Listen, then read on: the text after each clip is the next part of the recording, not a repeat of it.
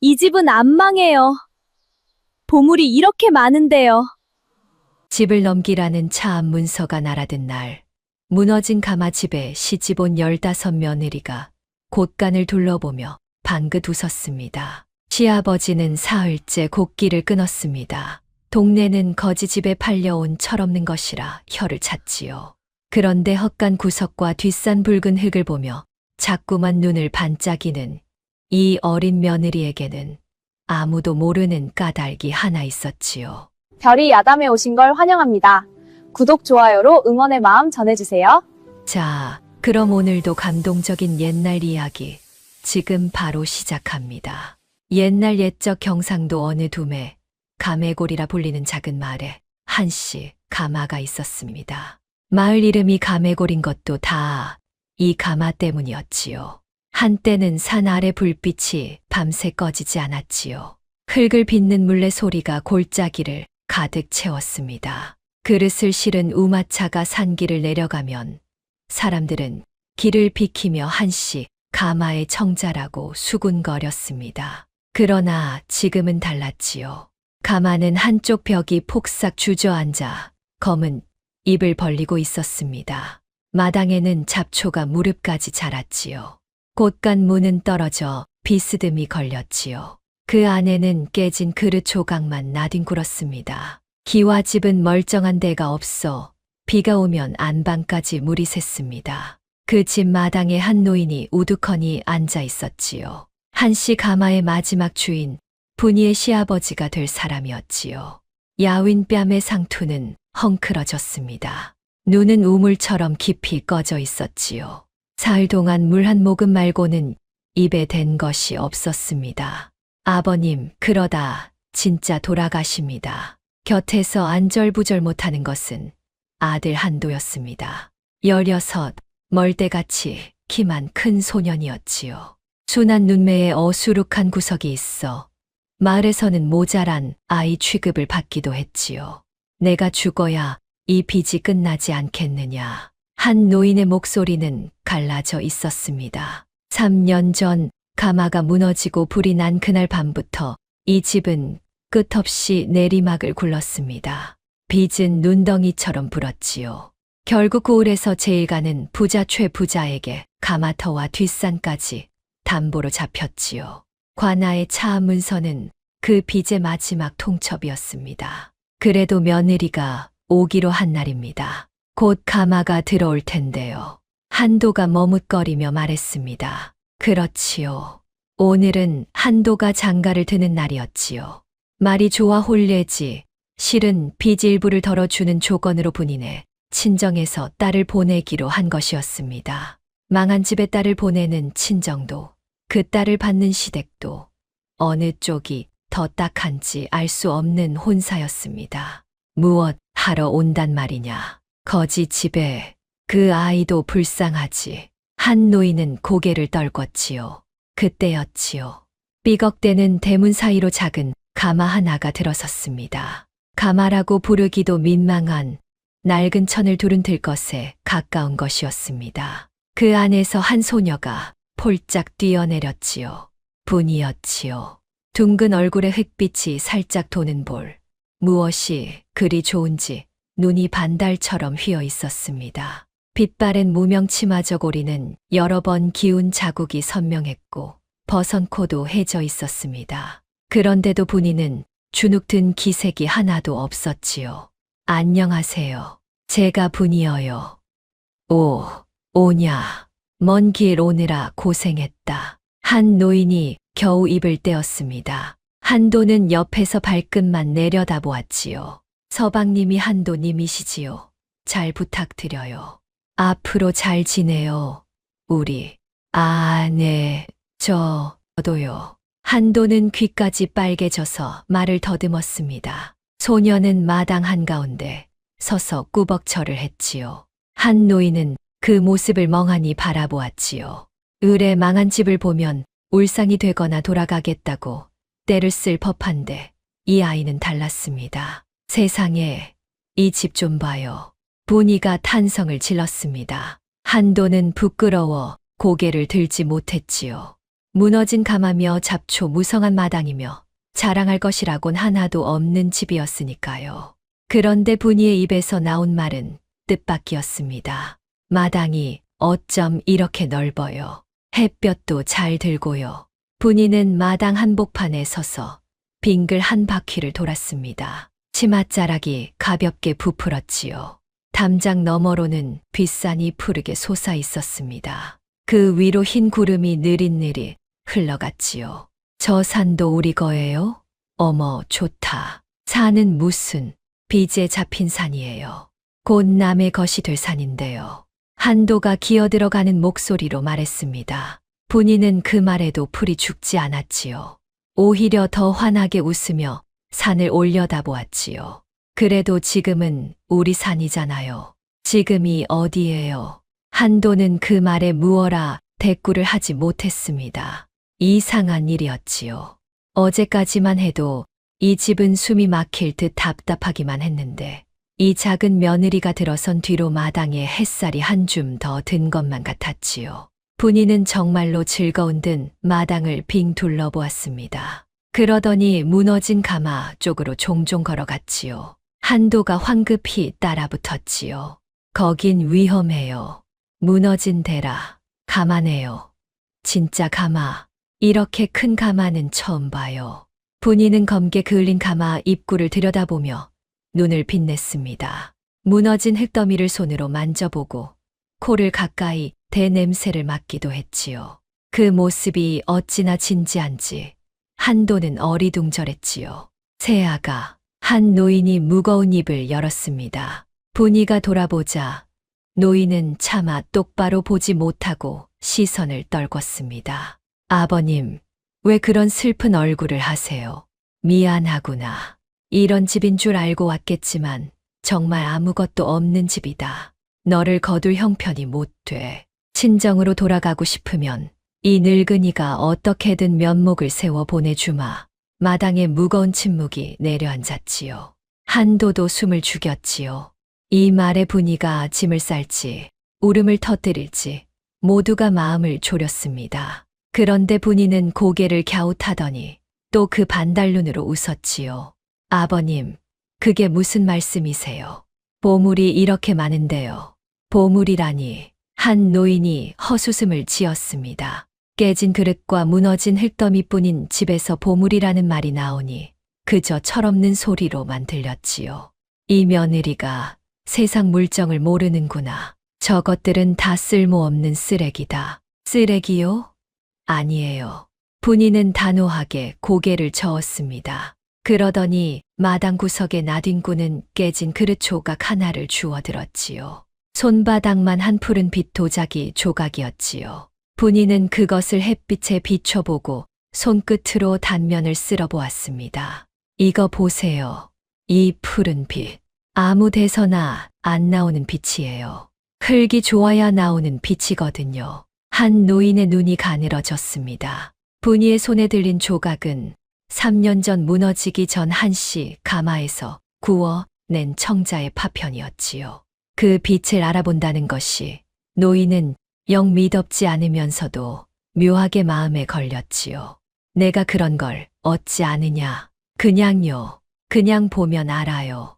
좋은 흙은 빛이 다르거든요. 이 푸른 빛은 흙이 곱고 깨끗해야 나와요. 흙이라 너는 흙을 다 아는 게냐? 조금요. 아주 조금요. 그래도 좋은 흙은 알아봐요. 흙이 저한테 말을 걸거든요. 분이는 또 해실해실 웃었습니다. 더는 캐묻지 않았지만 한 노인은 이 어린 며느리에게서 무언가 알 수 없는 기운을 느꼈습니다. 그날 밤 분이는 잠을 이루지 못했지요. 낯선 집의 천장을 보며 누워있는데 문득 외할아버지의 얼굴이 떠올랐지요. 분이를 키운 것은 친정 부모가 아니라 외할아버지 윤도공이었습니다. 어려서 부모를 잃은 분이는 외할아버지의 옹기 가마 곁에서 자랐습니다. 흙을 밟고 물레를 돌리고 가마 불을 지키며 컸지요. 분아, 흙은 거짓말을 안 한다. 사람이 흙을 못 알아볼 뿐이지. 외할아버지는 늘 그렇게 말했습니다. 분이는 그 말을 들으며 흙을 만지는 법을 배웠지요. 어떤 흙이 좋은 흙인지, 혀끝에 대보면 어떤 맛이 나는지, 손으로 비비면 어떤 결이 느껴지는지, 외할아버지는 분이에게 도공의 눈을 물려주었습니다. 그런 외할아버지가 작년 겨울에 세상을 떠났습니다. 가메골에서 멀리 떨어진 옹기 마을에서 늙은 도공은 마지막까지 흙을 만지다 자리에 누웠지요. 분이는 사흘 밤낮을 곁을 지켰지요. 숨을 거두기 전 외할아버지는 야윈 손으로 분이의 손을 꼭 쥐었습니다. 분아, 내가 평생 좋은 흙을 찾아 헤맸다만 끝내 못 찾았다. 허나 너는 다르다. 내 눈은 나보다 밝아. 할아버지, 그런 말씀 마세요. 얼른 나으셔야지요. 분이는 눈물을 참으며 말했습니다. 외할아버지는 가만히 고개를 저었지요. 그러고는 마지막 숨을 모아 이상한 말을 남겼지요.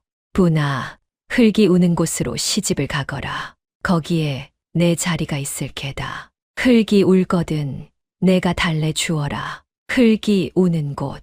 분이는 그 말뜻을 알지 못했습니다. 그런데 오늘 이 집에 와서 무너진 가마와 뒷산 붉은 흙을 본 순간 가슴 한 구석이 뜨거워졌지요. 마치 외할아버지가 등을 떠밀어 이곳으로 데려온 것만 같았지요. 분이는 살그머니 일어나 마당으로 나갔습니다. 달빛 아래 무너진 가마가 검은 짐승처럼 웅크리고 있었지요. 분이는 가마터에 흙을 한 줌 쥐어 코끝에 가져갔지요. 그러고는 새끼손가락으로 흙을 찍어 혀끝에 살짝 대보았습니다. 분이의 눈이 커졌습니다. 가슴이 두근거렸지요. 이 맛, 이 겨울. 외할아버지가 평생을 찾아 헤매던 바로 그 흙이었지요. 분이는 떨리는 손으로 흙을 한 줌 더 쥐어 달빛에 비춰보았습니다. 곱고 차진 흙이 손가락 사이로 부드럽게 흘러내렸지요. 여느 흙과는 결이 달랐습니다. 이런 흙으로 그릇을 빚으면 불 속에서 옥처럼 단단해지고 비갠 하늘처럼 푸른 빛이 돌 것이었지요. 할아버지, 여기였어요. 흙이 우는 곳이. 분이는 가만히 중얼거렸습니다. 무너진 가마가 흙을 묻은 채 검게 입을 벌리고 있는 모습이 꼭 울고 있는 것만 같았지요. 좋은 흙을 곁에 두고도 불 한 번 지피지 못한 채 식어버린 가마였습니다. 분이의 눈에 그 가마는 달래주기를 기다리는 가엾은 짐승처럼 보였습니다. 값서칠한 본래 있는 게 아니라 알아보는 눈이 만드는 거란다. 외할아버지의 목소리가 귓가에 울렸지요. 분이는 흙을 꼭 쥐고 달을 올려다보며 가만히 웃었지요. 이 집은 망한 집이 아니었습니다. 아무도 알아보지 못한 보물 위에 앉아 있는 집이었지요. 그것을 알아본 사람이 이제 막 이 집에 들어선 참이었지요. 분이가 시집 온 다음 날 아침이었습니다. 한씨 집의 하루는 한숨으로 시작되었지요. 한 노인은 그래도 며느리가 왔다고 사흘 만에 미음 한 그릇을 비웠지만 얼굴에 핀 그늘은 가시지 않았지요. 빈 문서에 잡힌 집과 땅을 떠올릴 때마다 가슴이 무너졌으니까요. 아버님, 아침 드세요. 분이가 소반을 들고 들어왔습니다. 보리밥에 시래기국, 짠지 한 종지가 전부인 밥상이었지요. 그런데 분이는 그 초라한 밥상을 마치 잔치상처럼 내려놓았지요. 오늘 시래기국 간이 딱 맞아요. 아버님 잡숴 보세요. 먹는 둥 마는 둥 하는 늙은이 밥에 무슨 정성이냐. 한 노인은 퉁명스럽게 말했지만 숟가락은 들었습니다. 며느리가 지은 첫 밥이었으니까요. 한술 뜨고 나니 며칠 굶은 속이 따뜻하게 풀렸지요. 노인은 말없이 한 그릇을 비웠지요. 분이는 그 모습을 흐뭇하게 바라보다가 빈 그릇에 다시 국을 떠주었습니다. 천천히 드세요. 많이 있어요. 내가 정성껏 차린 밥이구나. 많이 잡수셔야 기운이 나지요. 많이 익힌 꽃간에 보리쌀 한 줌도 안 남은 집에. 걱정 마세요, 아버님. 봄이라 산에 먹을 게 천지예요. 냉이도 있고 달래도 있고 쑥도 있고요. 그걸로 어찌 사람이 사느냐. 왜요? 봄나물이 얼마나 몸에 좋은데요. 곧 그릇도 팔 거니까 진짜 걱정 안 하셔도 돼요. 한 노인의 말에 분이는 빙긋 웃었습니다. 그러더니 부엌 쪽을 흘깃 보고는 말했지요. 아버님, 어젯밤에 뒷마당에서 냉이를 한 소쿠리 캤어요. 봄나물은 캐도 또 나거든요. 굶을 걱정은 안 하셔도 돼요. 한 노인은 그 말에 잠시 며느리를 빤히 보았습니다. 망한 집에 시집와 첫날부터 나무를 캐러 다니는 며느리라니 기특하면서도 안쓰러웠지요.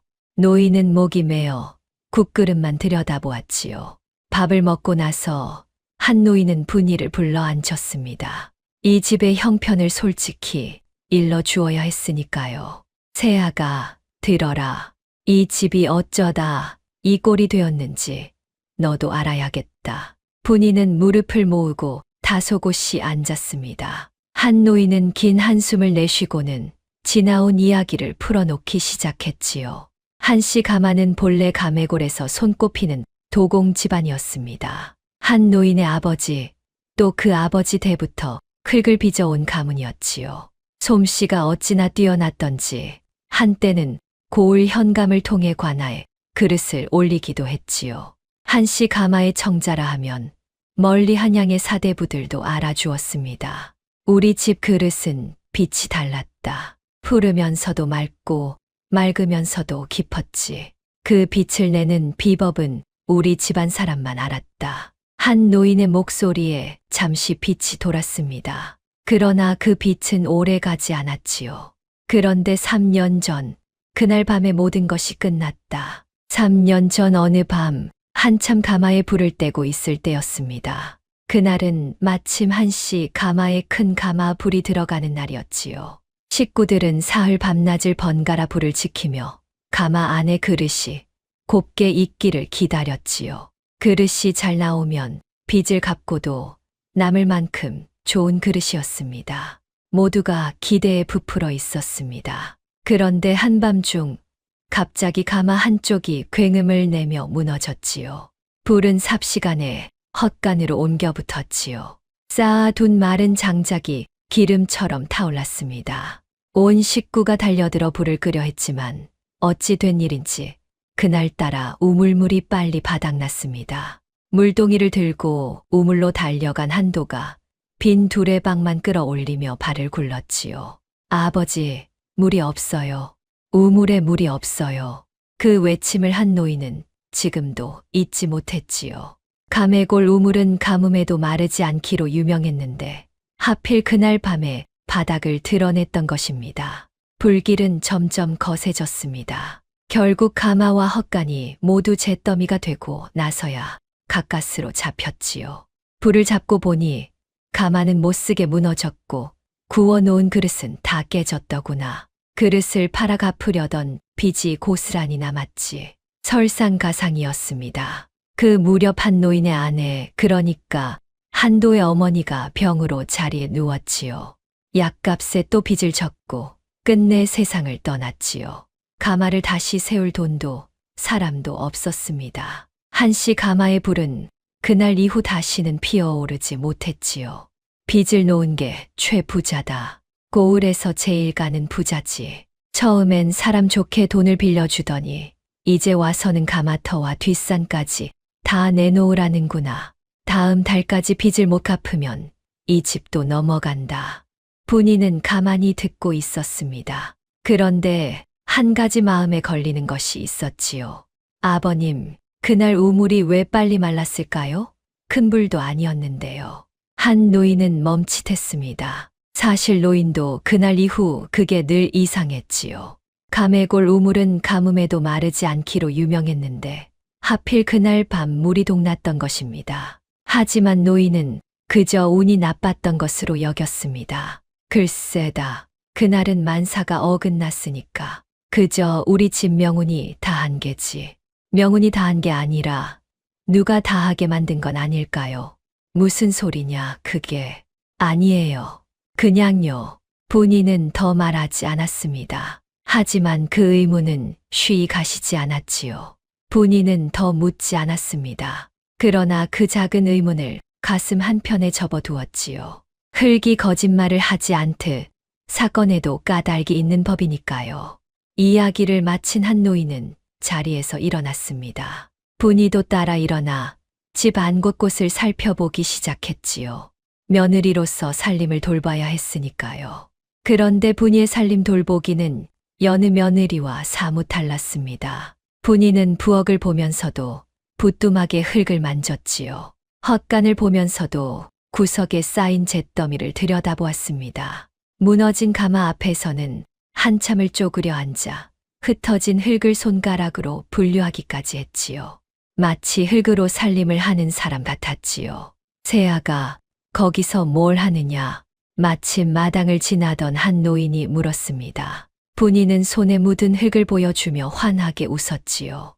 아버님, 이 가마요. 무너지긴 했어도 아래쪽은 멀쩡해요. 불길이 지나가는 길만 다시 쌓으면 쓸 수 있을 것 같아요. 분이는 가마 안으로 머리를 들이밀고 천장과 벽을 꼼꼼히 살폈습니다. 그 으름 사이로 손을 짚어보고 무너진 돌의 자리를 가늠해 보기도 했지요. 그 모습이 어찌나 능숙한지 한 노인은 잠시 말을 잊었지요. 내가 가마속을 어찌 그리 들여다보느냐. 불길이 어디로 도는지 보면 어디가 무너졌는지 알거든요. 여기는 받침돌 몇 개만 다시 괴면 돼요.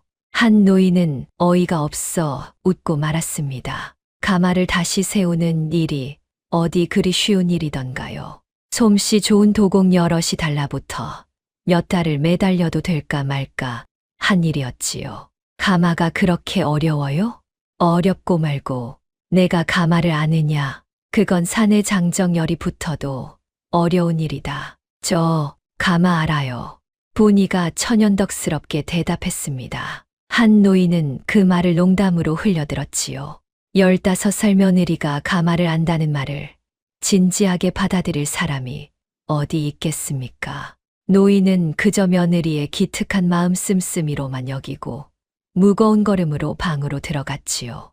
그날 오후 한도가 산에서 나무를 한 짐 지고 내려왔습니다. 이 집에서 그나마 돈이 되는 일은 한도가 나무를 해다 파는 것이었지요.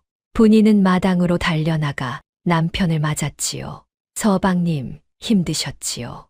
이리 주세요. 아니에요. 무거워요. 한도는 얼굴이 빨개져서 어쩔 줄을 몰랐습니다. 어제 처음 본 아내가 아직도 어색하기만 했지요. 분이는 그런 한도가 재미있다는 듯 빙긋 웃었지요. 서방님, 뒷산에 자주 가시지요? 저 좀 데려가 주세요. 산 구경하고 싶어요. 산에 뭐 볼 게 있다고요. 나무밖에 없는데요. 그래도요. 같이 가요. 분이가 조르자 어수룩한 한도는 못 이기는 척 고개를 끄덕였습니다. 사실 분이가 산에 가고 싶은 까닭은 따로 있었지요. 어젯밤 가마터 흙에서 맡은 그 냄새, 그 흙이 어디서 왔는지를 두 눈으로 확인하고 싶었던 것이지요. 뒷산은 한씨 집 담장 너머로 바로 이어졌습니다. 최 부자에게 담보로 잡힌 바로 그 산이었지요. 분이는 한도를 따라 산길을 올랐습니다. 한참을 오르자 산허리에 붉은 흙이 드러난 비탈이 나타났지요. 비가 와서 겉흙이 쓸려 내려간 자리에 속살처럼 발갛게 흙이 드러나 있었지요. 분이는 그 자리에 멈춰 섰습니다. 가슴이 쿵 내려앉았지요. 어젯밤 가마터에서 맡은 바로 그 흙이 이 산에서 나는 흙이었던 것입니다. 서방님, 저 흙 좀 보세요. 저게 무슨 흙인지 아세요? 그냥 붉은 흙이지요. 찰져서 농사도 안 되는 땅이에요. 아버님이 그러시는데 저 산은 쓸모없는 땅이래요. 쓸모없는 땅. 분이는 그 말에 속으로 웃었습니다. 분이는 비탈로 다가가 드러난 붉은 흙을 손으로 한 줌 떠냈습니다. 손바닥 위에서 흙을 비벼보니 모래 한 톨 섞이지 않은 고운 흙이 비단처럼 미끄러졌지요. 분이는 그 흙을 코끝에 가져가 냄새를 맡고 새끼손가락으로 조금 찍어 혀끝에 대보았지요. 역시 분이의 입가에 미소가 번졌습니다. 어젯밤 가마터에서 맡은 바로 그 흙이 이 산에서 나는 흙이었던 것입니다. 외할아버지가 평생 찾던 흙, 천리를 가도 쉽게 만나지 못할 귀한 백토였지요. 서방님, 이 흙으로 그릇을 빚으면요. 임금님도 탐낼 그릇이 나와요. 임금님이요? 에이, 며느리도 참. 그냥 흙인데요. 한도는 그저 농담으로 듣고 허허 웃었습니다. 분이도 굳이 더 설명하지 않았지요. 마을 사람도 시아버지도 심지어 그 땅을 가져가려는 최 부자도 모르는 것이 있었지요. 저 붉은 흙이야말로 온 나라를 뒤져도 쉽게 찾지 못할 귀한 백토라는 사실을 말입니다. 분이는 흙 한 줌을 치마폭에 곱게 싸서 품에 안고 가벼운 발걸음으로 산을 내려왔습니다. 산에서 내려온 분이는 마음이 바빠졌습니다. 뒷산에 흙이 백토라는 것을 알았으니 이제 그 흙으로 무엇을 할지가 문제였지요. 하지만 흙만 좋다고 그릇이 되는 것은 아니었지요. 흙을 빚을 물레가 있어야 하고 빚은 그릇을 구울 가마가 있어야 하고 그릇에 빛을 입힐 유약이 있어야 했습니다. 그리고 무엇보다 그 모든 것을 다룰 솜씨가 있어야 했습니다. 솜씨라면 분이에게 있었지요. 외할아버지가 물려준 솜씨였지요. 그러나 분이는 아직 그것을 드러내지 않았습니다. 망한 집에 시집온 어린 며느리가 도공 솜씨를 부린다 하면 누가 고지 듣겠습니까? 분이는 때를 기다리기로 했습니다. 그러던 어느 날 한씨 집에 불청객이 찾아왔습니다. 소슬대문을 본떠 만든 가마를 탄 사내가 마당으로 들어섰지요. 기름이 자르르 흐르는 얼굴에 두툼한 비단 두루마기를 걸치고 손가락마다 금가락지를 낀 사내였습니다. 고을의 최 부자였지요. 한 영감, 잘 지내셨소? 최 부자는 비웃음을 머금고 마당을 둘러보았습니다. 무너진 가마며 잡초며 볼 때마다 흡족하다는 표정이었지요. 그 뒤로는 몽둥이를 든 하인 둘이 험상궂은 얼굴로 따라 들어왔지요. 빚받으러 온 부자의 위세였습니다. 한 노인은 마지못해 몸을 일으켰습니다. 최나리, 어인일이시오. 어인일이라니, 빚받으러 왔지. 다음 달이면 기한이 차는데 영감 형편을 보니 갚을 길이 없어 보여서 말이오. 그래서 내가 좋은 제안을 하나 하려고 왔소. 최 부자는 마당 한가운데 떡하니 자리를 잡고 앉았지요. 하인이 깔아준 비단 방석 위였지요. 망한 집 마당에 제 집인 양 앉은 그 모습에 한 노인은 속이 쓰렸지만 아무 말도 하지 못했습니다. 최 부자는 손을 비비며 말을 이었습니다. 빚을 다 탕감해 주겠다는 것이었지요. 대신 가마터와 뒷산을 지금 당장 자기에게 넘기라는 조건이었지요. 그러면 한 노인은 빚에서 풀려나고 식구들도 길거리에 나앉지 않아도 된다는 것이었습니다. 영감, 생각해 보시오. 그 쓸모없는 산을 끼고 앉아 빚에 짓눌려 죽느니 지금 깨끗이 넘기고 마음 편히 사는 게 낫지 않겠소. 내가 인정이 있어 하는 말이오.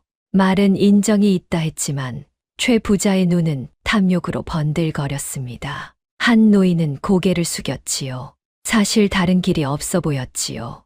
빚을 갚을 방도가 없으니 차라리 넘기고 마는 것이 나을지도 몰랐습니다. 그때 분이가 마당으로 나왔습니다. 흙 묻은 손을 치마에 닦으며 최 부자를 빤히 쳐다보았지요. 누구세요? 이 집에 이런 어린 며느리가 다 있었구먼. 나는 이 집 빚을 받을 사람이다. 최 부자가 거드름을 피우자 분이는 고개를 갸웃했습니다. 그러더니 최 부자의 비단 두루마기며 금가락지를 위아래로 훑어보고는 천진한 얼굴로 물었지요. 나리는 부자신가 봐요. 옷도 좋고 가락지도 번쩍번쩍하고요. 그런데 왜 그 쓸모없는 산을 그렇게 갖고 싶으세요? 쓸모없으면 안 가지시면 되잖아요. 최 부자의 얼굴이 살짝 굳었습니다. 어린 며느리의 입에서 나온 그 말이 묘하게 가슴을 찔렀던 것이지요. 부자가 굳이 쓸모없다는 땅을 탐낸다는 것, 거기에 무슨 까닭이 있지 않겠느냐는 물음이었으니까요. 하지만 그는 곧 너털웃음을 지었지요. 이 어린 것이 어른 일에 끼어드는구나. 쓸모없는 땅도 모아두면 다 쓸 데가 있는 법이다. 너는 가서 부엌일이나 보아라. 네, 그런데 날이 빚이 얼마나 되는데요. 빚은 알아서 무엇 하려고. 너 같은 어린 것이 갚을 수 있는 돈이 아니다. 최 부자는 손을 내저었지만 분이가 눈을 동그랗게 뜨고 자꾸 묻자 어차피 곧 넘어올 집이라 여겨 순순히 일러주었습니다. 빚은 모두 쌀 300서머치였지요. 한씨 집 형편으로는 평생을 갚아도 못 갚을 큰 돈이었지요. 300섬이요? 알았어요. 그러면 다음 달까지 300섬을 갚으면 산이랑 가마터는 안 가져가시는 거지요? 그래, 갚을 수만 있다면야. 허허, 갚을 수 있겠느냐? 최 부자는 배를 잡고 웃었습니다. 망한 거지 집에서 300섬이라니. 세상에 그런 우스운 소리가 또 어디 있겠습니까? 한 노인도 며느리의 무모한 말에 가슴이 철렁했지요. 새아가 그런 소리 함부로 하는 게 아니다. 아니에요, 아버님. 저 갚을 수 있어요. 분이의 목소리는 차분했습니다. 장난기 어린 평소와 달리 그 눈빛은 진지했지요. 최 부자는 그 눈빛이 잠시 거슬렸지만 곧 코웃음을 쳤습니다. 좋다. 그러면 약조를 하자. 다음 달 보름까지 300섬을 갚으면 나는 산이고 가마터고 다 손을 떼마. 하지만 못 갚으면 그날로 이 집까지 모조리 내 것이다. 어떠냐? 좋아요. 약조해요. 새아가 안 된다. 어찌 그런 약조를. 한 노인이 다급히 만류했지만 이미 늦었지요. 아버님, 믿어주세요. 저 빈말 안 해요. 보름만 기다려 주시면 제가 다 보여드릴게요. 우리 집이 안 망했다는 걸요. 분이가 냉큼 대답했습니다. 한 노인이 말릴 새도 없었지요. 최 부자는 종이를 꺼내 그 자리에서 약조 문서를 적었지요. 어차피 받아낼 땅, 며느리의 객기가 오히려 일을 깔끔하게 만들어준다 여겼습니다. 문서의 양쪽이 손도장을 찍자 최 부자는 흡족하게 일어섰습니다. 한 영감, 그 어린 며느리 덕분에 일이 쉬워졌소. 보름 뒤에 다시 봅시다. 그땐 빈손으로 나가실 채비나 해두시오. 최 부자는 껄껄 웃으며 가마에 올랐지요. 하인들이 가마를 메고 대문을 나서자 마당에는 무거운 정적만 남았지요. 가마를 타고 멀어지던 최 부자는 뒤를 돌아보며 혼잣말을 했습니다. 어리석은 것들. 저 산이 무슨 산인지도 모르고. 그렇습니다. 최 부자는 알고 있었지요. 저 뒷산이 백토산지라는 것을 말이지요. 3년 전 그가 한씨 가마를 무너뜨린 까닭도 바로 그 흘 때문이었습니다. 그날 밤 최 부자는 하인을 시켜 가마의 받침돌을 몰래 빼냈고 우물에는 큰 돌을 굴려 넣어 물기를 막았지요. 한씨 가마만 사라지면 저 백토산지는 통째로 자기 손에 들어올 테니까요. 그러면 최 부자는 흙을 팔아 천하의 거부가 될 수 있었습니다. 다만 그는 어린 며느리 분이가 그 비밀을 이미 알아챘다는 것만은 꿈에도 몰랐지요. 최 부자가 돌아가자 한 노인은 마당에 주저앉았습니다. 며느리가 이를 더 키워놓은 것만 같아 가슴이 답답했지요. 새아가 어쩌자고 그런 약조를 했느냐. 300섬은커녕 서말도 갚을 길이 없는데 이제 보름 뒤면 이 집까지 빼앗기게 생겼다. 아버님, 걱정 마세요. 저한테 다 생각이 있어요. 생각이라니 무슨 수로. 분이는 대답 대신 무너진 가마 쪽으로 걸어갔습니다. 그러고는 가마 입구에 손을 얹고 한 노인을 돌아보았지요. 그 얼굴에는 더 이상 철없는 웃음만 있지 않았지요. 무언가를 결심한 사람의 단단한 빛이 있었습니다. 아버님, 이 가마 다시 살릴 거예요. 그리고 그릇을 구울 거예요. 한씨 가마의 그 푸른 그릇을요. 한 노인은 가슴이 철렁했습니다. 한씨 가마의 청자라니 그 비법은 자기 대에서 끊긴 줄로만 알았던 것입니다. 게다가 그 일은 산의 도공 여럿이 매달려도 어려운 일이었지요.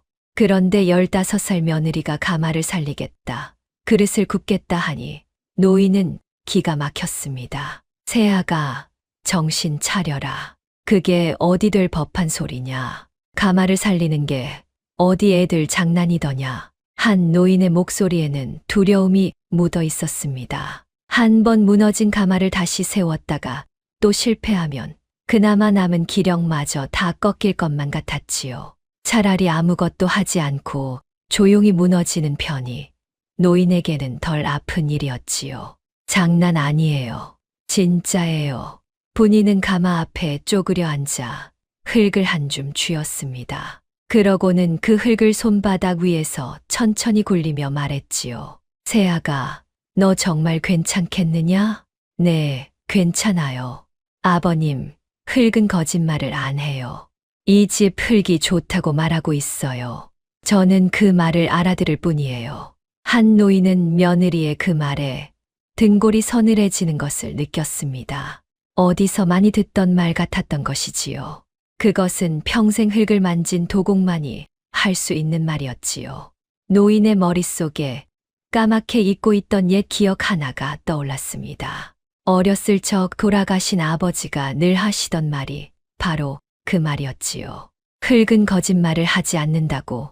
사람이 흙을 못 알아볼 뿐이라고요. 세아가, 너 그 말을 어디서 들었느냐? 저희 외할아버지요. 옹기 굽는 분이셨어요. 분이가 아무렇지 않게 대답했습니다. 한 노인은 가슴이 쿵 내려앉았지요. 옹기 굽는 도공의 손에서 자란 며느리라니. 그제야 노인은 첫날부터 흙을 만지고 가마를 들여다보던 며느리의 행동이 하나하나 떠올랐습니다. 철없는 짓이 아니라 흙을 아는 사람의 손길이었던 것이지요. 노인은 처음으로 이 어린 며느리가 보통 내기가 아닐지도 모른다는 생각이 들었습니다. 어쩌면 이 무너진 집에 하늘이 보낸 한 줄기 빛인지도 몰랐지요. 노인은 떨리는 눈으로 며느리를 바라보았지요. 그 작은 등 뒤로 무너진 가마가 달빛을 받아 어렴풋이 윤곽을 드러내고 있었습니다. 세아가, 네, 아버님. 정말로 저 가마를 다시 살릴 수 있겠느냐? 정말로. 분이는 자리에서 일어나 시아버지를 똑바로 바라보았습니다. 그 눈에는 장난기 하나 없이 오직 단단한 믿음만 가득했지요. 네, 아버님. 살릴 수 있어요. 대신 아버님이 저를 믿어주셔야 해요. 동네 사람들이 뭐라고 해도, 최 부자가 뭐라고 해도 아버님만은 제 편이 되어주세요. 한 노인은 한참을 말없이 며느리를 바라보았습니다. 그러고는 천천히, 아주 천천히 고개를 끄덕였지요. 사흘을 굶고 죽으려던 늙은이의 가슴에 작은 불씨 하나가 다시 지펴지는 순간이었지요. 그 불씨를 지핀 것은 다른 누구도 아닌 이 집에 막 들어선 15살 며느리였습니다. 분이가 가마를 살리겠다고 나선 다음 날, 가메골에는 묘한 소문이 돌았습니다. 망한 한씨 집에 시집온 어린 며느리가 무너진 가마를 다시 세워 그릇을 굽겠다 큰 소리를 쳤다는 것이었지요. 마을 사람들은 우물가에 모여 그 이야기로 입방아를 찧었지요. 세상에 그 어린 것이 가마를 살린다고 다 큰 사내도 못하는 일을 거지 집에 시집 와서 정신이 어떻게 된 게 아니냐. 한 영감이 며느리 잘못 들였구먼. 빚은 빚대로 못 갚고 헛수고만 하다 망신만 사겠어. 우물가의 안악들은 빨래 방망이를 두드리며 혀를 찼습니다. 그중 입이 건 떡장수 안악이 가장 큰 소리로 떠들었지요. 내 장담하는데 그 며느리 보름도 못 가서 친정으로 도망갈 걸. 망한 집 꼴을 보고 누가 견디겠어. 하긴 가마를 살린다는 게 말이 되나. 흘장난도 아니고. 수군거림은 곧 한씨 집까지 흘러들었습니다. 한도가 장에 나갔다가 사람들이 손가락질하며 웃는 소리를 듣고 풀이 죽어 돌아왔지요. 장터에서는 아이들까지 한도의 뒤를 졸졸 따라다니며 거지 집사위라고 놀려댔습니다. 한도는 고개를 푹 숙이고 발걸음을 재촉했지요. 분이는 그런 남편을 보고 까닭을 물었지요. 서방님, 왜 그렇게 기운이 없으세요? 사람들이 며느리가 미쳤다고 그래요. 가마를 어찌 살리느냐고요. 나도 사실 잘 모르겠어요. 한도는 우물쭈물 속마음을 털어놓았습니다. 아내를 못 믿는 것은 아니지만 마을 사람들의 비웃음 앞에서 자꾸 마음이 흔들렸던 것이지요. 분이는 빙긋 웃으며 남편의 손을 잡았지요. 서방님, 사람들이 웃는 건요. 안 해봐서 그래요. 해보면 안 웃어요. 그래도 정말 될까요? 서방님은 어떻게 생각하세요? 될 것 같아요. 안 될 것 같아요? 나는 잘 모르겠어요. 되고 말고요. 그런데 서방님, 한 가지만 약속해 주세요. 무슨 일이 있어도 저를 한 번만 믿어주세요. 딱 한 번만요. 한도는 아내의 맑은 눈을 들여다보았습니다. 그 눈에는 거짓이 없었지요. 어수룩한 한도였지만 그 눈빛만은 거짓이 아님을 알 수 있었지요. 분이 아니, 부인은 어찌 그렇게 흙이며 가마를 잘 하세요? 나는 이 집에서 나고 자랐어도 통 모르겠는데요. 가마 근처에는 얼씬도 안 했거든요. 한도가 머뭇거리며 물었습니다. 분이는 잠시 웃다가 손에 묻은 흙을 보여주었지요. 저는요, 흙이랑 같이 자랐어요. 외할아버지가 옹기 굽는 분이셨거든요. 다른 아이들이 인형 갖고 놀 때 저는 흙 갖고 놀았어요. 그래서 흙이 하는 말을 알아들어요. 흙이 말을 한다고요? 그게 무슨 소리예요? 네, 흙도 말을 해요. 좋은 흙은 이렇게 말해요. 나를 빚어줘, 나를 불에 넣어줘 하고요. 서방님도 가만히 들어보면 들릴 거예요. 한도는 아내의 말이 신기하기만 했습니다. 흙이 말을 한다니, 그런 이야기는 처음 들었지요. 그러나 분이가 흙을 만질 때면 정말로 흙과 무언가 통하는 것처럼 보였습니다. 한도는 그제야 천천히 고개를 끄덕였습니다. 무슨 일이 있어도 아내를 믿겠다고 마음속으로 다짐했지요. 그날 저녁 더 큰 반대가 집안에서 일어났습니다. 한 노인이 마음을 바꾼 것이었지요. 하룻밤 자고 나니 어제의 결심이 모두 부질없게 느껴졌던 것입니다. 새아가 아무래도 안 되겠다. 내가 어젯밤엔 잠깐 마음이 동했다만 곰곰 생각해보니 다 헛된 일이다. 가마를 다시 세우려면 돈이 든다. 흙을 파고 물레를 고치고 장작을 사야 하는데 우리 집엔 그럴 돈이 한 푼도 없어. 한 노인의 말은 틀리지 않았습니다. 아무리 솜씨가 있어도 맨손으로 그릇이 나오는 것은 아니었으니까요. 분이는 가만히 듣고 있다가 물었지요. 아버님, 그럼 옛날에 쓰던 물레는 어디 있어요? 헛간 뒤에 처박혀 있을 게다. 불이 났을 때 한쪽이 타서 못 쓴다. 장작은요? 산에서 한도가 해오는 게 전부다. 그것도 내다 팔아야 입에 풀칠을 하지. 분이는 고개를 끄덕였습니다. 그러더니 뜻밖의 말을 꺼냈지요. 아버님, 돈은 안 들여도 돼요.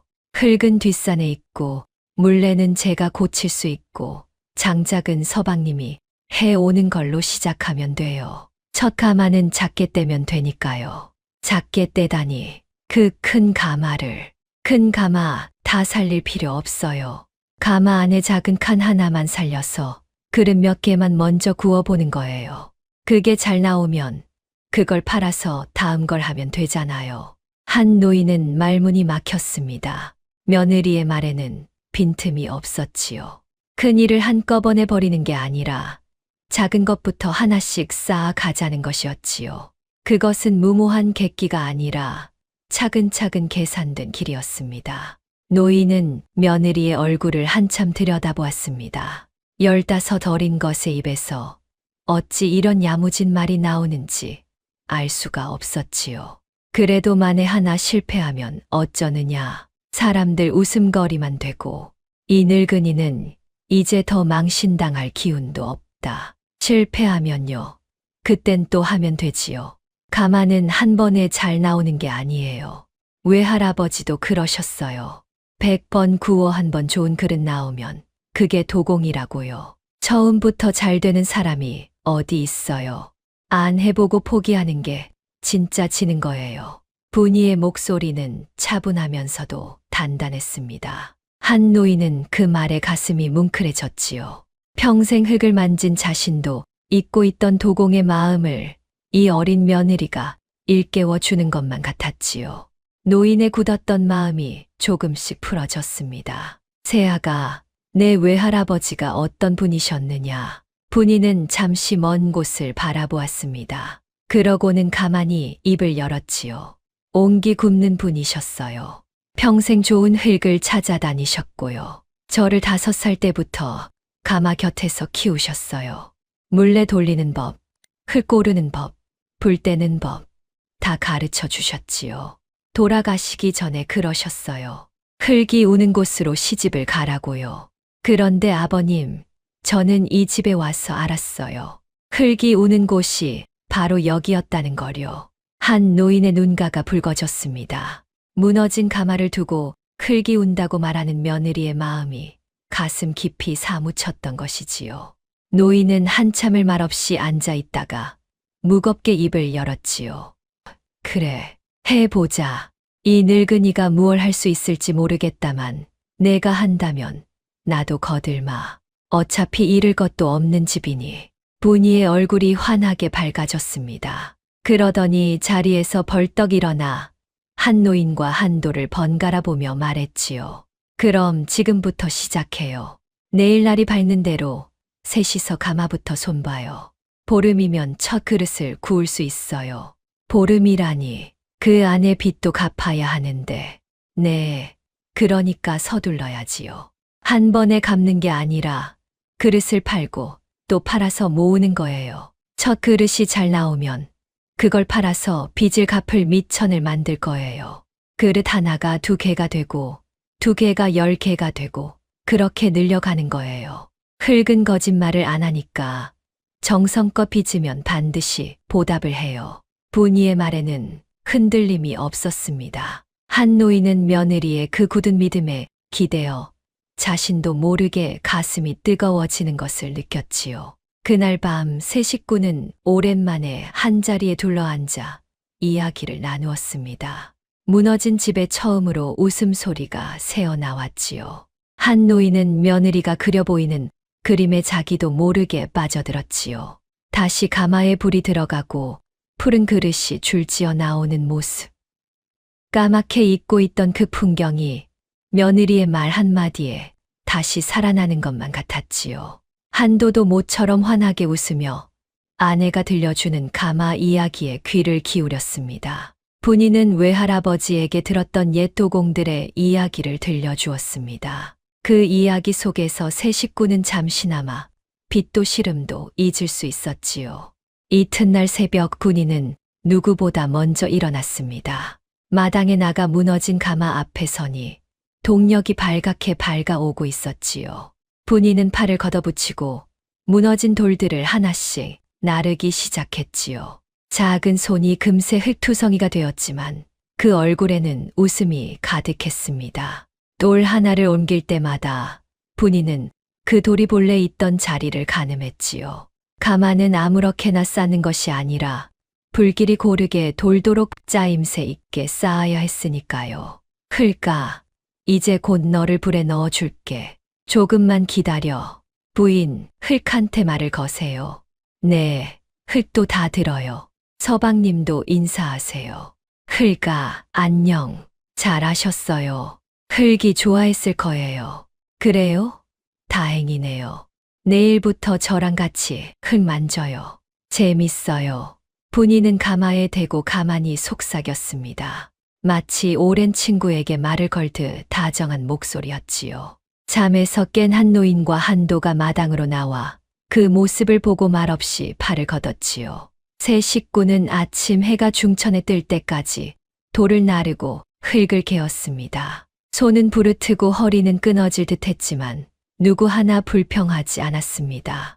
아버님, 여기 받침돌은 이렇게 비스듬히 놓아야 불길이 위로 올라가요. 오냐, 내가 시키는 대로 하마. 한 노인은 며느리의 말에 순순히 따랐지요. 평생 가마를 만진 자신이 어린 며느리에게 배우는 것이 우습기도 했지만 며느리의 솜씨가 진짜라는 것을 인정하지 않을 수 없었지요. 햇살은 무너진 가마 위로 따스하게 쏟아졌습니다. 잡초 사이로는 작은 들꽃이 고개를 들고 있었습니다. 이렇게 해서 무너진 한씨 가마를 다시 일으키는 일이 시작되었지요. 누구도 될 거라 믿지 않았던 그 일이 15살 며느리의 작은 손에서 첫 발을 뗀 것이지요. 가마를 손보기 시작한 지 사흘째 되던 날이었습니다. 분이가 물레를 고치느라 헛간에서 씨름을 하고 있는데 마당에서 인기척이 났지요. 비를 잔뜩 맞은 노인 하나가 굽은 등을 하고 대문 안으로 들어서고 있었지요.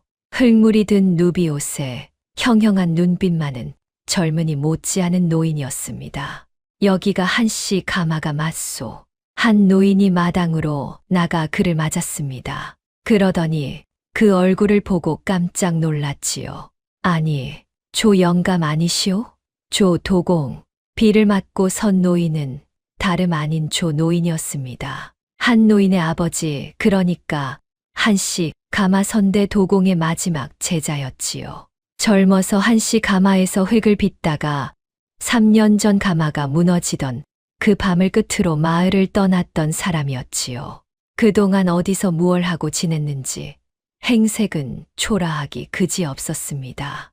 누비옷은 흙물이 들어 빛이 바랬고 집시는 다해져 발가락이 비어져 나와 있었습니다. 조 영감, 그동안 어디 계셨소? 소식이 끊겨 죽은 줄로만 알았소이다. 한 노인이 조 노인의 손을 덥석 잡았지요. 그 손은 비에 젖어 차가웠지만 손바닥에는 평생 흙을 만진 도공의 굳은 살이 단단하게 박여 있었지요.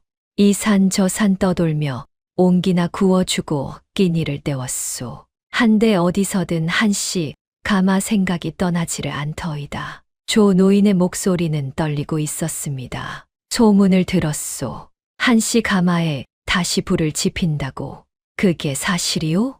한 노인은 차마 대답을 못하고 머뭇거렸지요. 그도 그럴 것이 가마를 살리겠다고 나선 것은 자신이 아니라 어린 며느리였으니까요. 그때 헛간에서 분이가 손을 닦으며 나왔습니다. 제가 살리는 거예요. 어르신은 누구세요? 나는 조가라 하네. 옛날에 이 가마에서 흙을 빚던 사람이지. 어머, 그럼 어르신도 도공이세요? 잘됐다. 마침 도와주실 분이 필요했거든요. 어르신, 저랑 같이 이 가마 살려주실래요?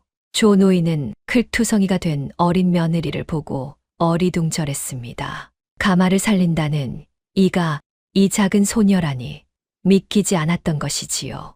그런데 분이가 들고 있는 물레 부속을 보고는 조 노인의 눈빛이 달라졌지요. 그 물레축이 휜 걸 바로잡고 있었구먼. 손놀림을 보니 그냥 흉내가 아니야. 네, 축이 휘어서 돌릴 때마다 덜컹거렸어요. 이거 펴면 다시 쓸 수 있어요. 조 노인은 한참 동안 분이를 바라보았습니다. 그러더니 천천히 다가와 분이가 고치던 물레를 함께 살폈지요. 두 사람은 곧 흙과 물레에 관한 이야기로 빠져들었지요. 어떤 흙이 불에 강한지, 물레는 어느 속도로 돌려야 하는지 묻고 답하는 말이 끝없이 이어졌습니다. 한참을 듣고 있던 한 노인이 혀를 내둘렀습니다. 두 사람이 무슨 말을 하는지 나는 도통 못 알아듣겠구먼. 그 말에 분이가 까르르 웃었지요. 한 노인은 그 모습을 보며 묘한 안도감을 느꼈습니다. 조 노인이라면 끊긴 한씨 가마의 비법을 알고 있을지도 몰랐으니까요. 그날 밤 조 노인은 한씨 집에 머물게 되었습니다. 저녁상을 물리고 나서 조 노인은 오랜 침묵을 깨고 입을 열었지요. 한 영감, 내가 이 마을을 떠난 게 3년 전 그날 밤이요. 가마가 무너지던 그 밤. 나는 그날 차마 입에 담지 못할 것을 보았소. 한 노인이 눈을 크게 떴습니다. 조 노인은 잠시 망설이다가 고개를 저었지요. 아니요. 아직은 때가 아니요. 확실해지면 말하리다. 다만 지금은 이 가마를 다시 살리는 일부터 돕겠소. 선대 어른께 진 빚을 이제라도 갚아야겠소. 조 노인이 무슨 말을 하려다 삼키는지 분이는 가만히 그 모습을 지켜보았습니다. 그날 밤 가마에서 무슨 일이 있었던 걸까? 분이의 마음속 작은 의문이 조금씩 커지고 있었지요. 우물이 갑자기 마른 것도 가마가 한꺼번에 무너진 것도 가만히 생각하면 이상한 일투성이었습니다. 분이는 시아버지가 들려준 그날의 이야기와 조 노인이 차마 입에 담지 못한 그 무엇을 마음 한편에 나란히 접어두었지요. 흙이 거짓말을 하지 않듯 언젠가 그 진실도 모습을 드러낼 것이라 믿으면서요. 이튿날부터 조 노인은 팔을 걷어붙였습니다. 무뚝뚝하고 말수가 적었지만 손끝에서 나오는 솜씨는 과연 한씨 가마의 제자다웠지요. 조 노인은 분이에게 잊혀가던 유약 비법을 조금씩 일러주었지요. 흙만 좋다고 그릇이 되는 게 아니야. 그릇에 옷을 입혀야지. 유약이 그릇의 옷이다. 한씨 가마의 그 푸른 빛은 이 유약에서 나오는 게야. 조 노인은 가마 뒤편에 숨겨둔 작은 항아리를 꺼내왔습니다. 그 안에는 잿빛 가루가 담겨 있었지요. 한씨 가마의 유약을 만드는 데 쓰이는 비법의 재료였습니다. 이건 내가 떠나면서 몰래 챙겨둔 거야. 한씨 가마의 마지막 유약이지. 이게 다 떨어지기 전에 만드는 법을 자네에게 가르쳐 주겠네. 분이의 눈이 반짝였습니다. 좋은 흙에 좋은 유약까지. 이제 한씨 가마의 푸른 그릇을 되살릴 모든 것이 갖추어진 셈이었지요. 분이는 조 노인에게 깊이 고개를 숙였습니다. 어르신 고맙습니다. 꼭 다시 살릴게요. 한씨 가마의 그 빛을요. 그래, 우리 함께 살려보세. 네, 꼭이요. 조 노인은 그날부터 분이에게 유약 만드는 법을 차근차근 일러주었습니다. 어떤 나무의 재를 써야 하는지, 그 재를 어떻게 물에 풀어 가라앉히는지, 어떤 돌가루를 얼마나 섞는지, 분이는 그 하나하나를 놓치지 않고 익혔지요. 외할아버지에게 옹기 굽는 법을 배운 분이었기에 유약을 익히는 속도도 남달랐습니다. 자네, 정말 빨리 배우는구먼. 내가 이 비법을 익히는데 10년이 걸렸는데 자네는 며칠 만에 손에 익히니. 조 노인은 혀를 내둘렀습니다. 그러면서 한편으로는 한씨 가마의 비법이 이 어린 며느리를 통해 다시 살아나는 것이 더없이 기뻤지요. 끊어진 줄 알았던 한씨 가마의 맥이 뜻밖의 사람에게서 다시 이어지고 있었던 것입니다. 이렇게 해서 분이의 곁에는 든든한 스승이 생겼습니다. 무너진 가마를 손보는 일도 한결 빨라졌지요.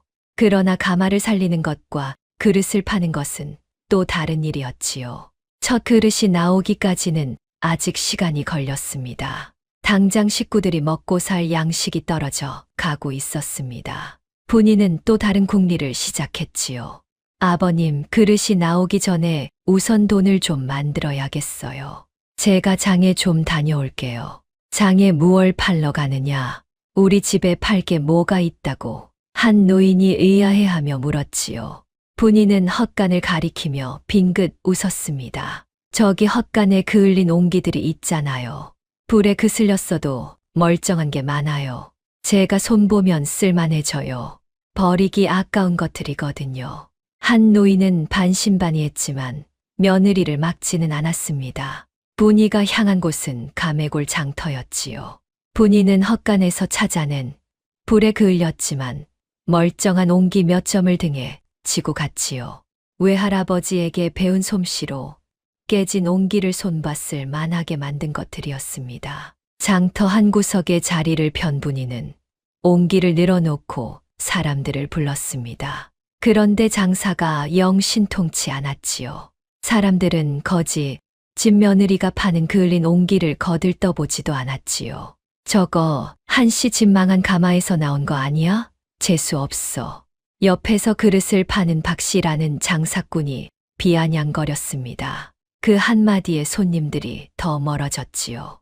분이는 잠시 생각하더니 빙긋 웃고는 옹기 하나를 번쩍 들어 올렸지요.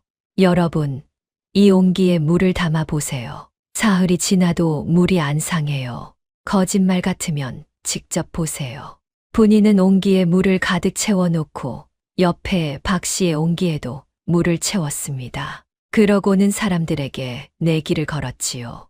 사흘 뒤에 어느 쪽 물이 더 맑은지 보고 자기 옹기 물이 더 맑으면 옹기를 사달라는 것이었지요. 좋아. 어디 한번 해보자고. 거지 집 며느리가 무얼 안다고. 무얼 아는지 모르는지는 사흘 뒤에 물이 알려줄 거예요. 허허, 당돌하구나.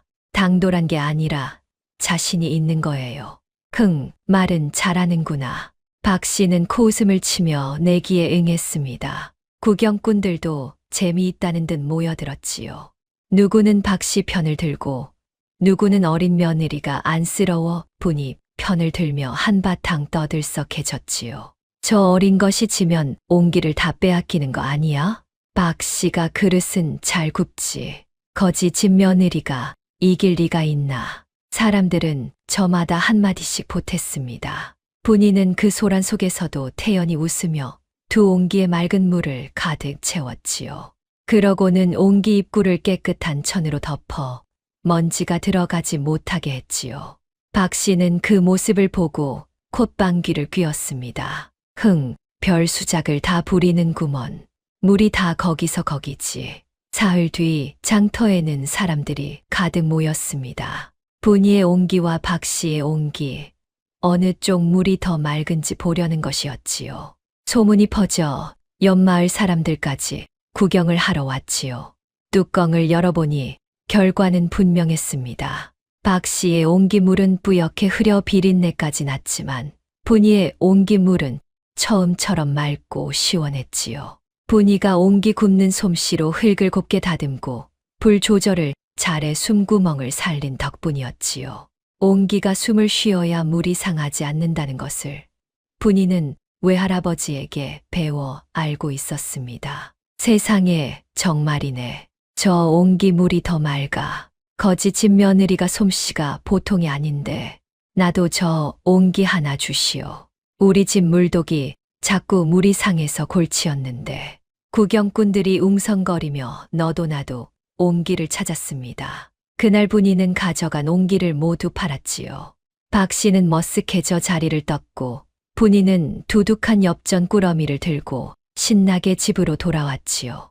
작은 시작이었지만 분이가 거둔 첫 승리였습니다. 집으로 돌아오는 산길 내내 분이의 발걸음은 새처럼 가벼웠습니다. 손에 쥔 엽전 꾸러미가 절그럭절그럭 정겨운 소리를 냈지요. 망한 집 며느리가 아니라 솜씨 있는 도공으로 사람들에게 처음 눈도장을 찍은 날이었지요.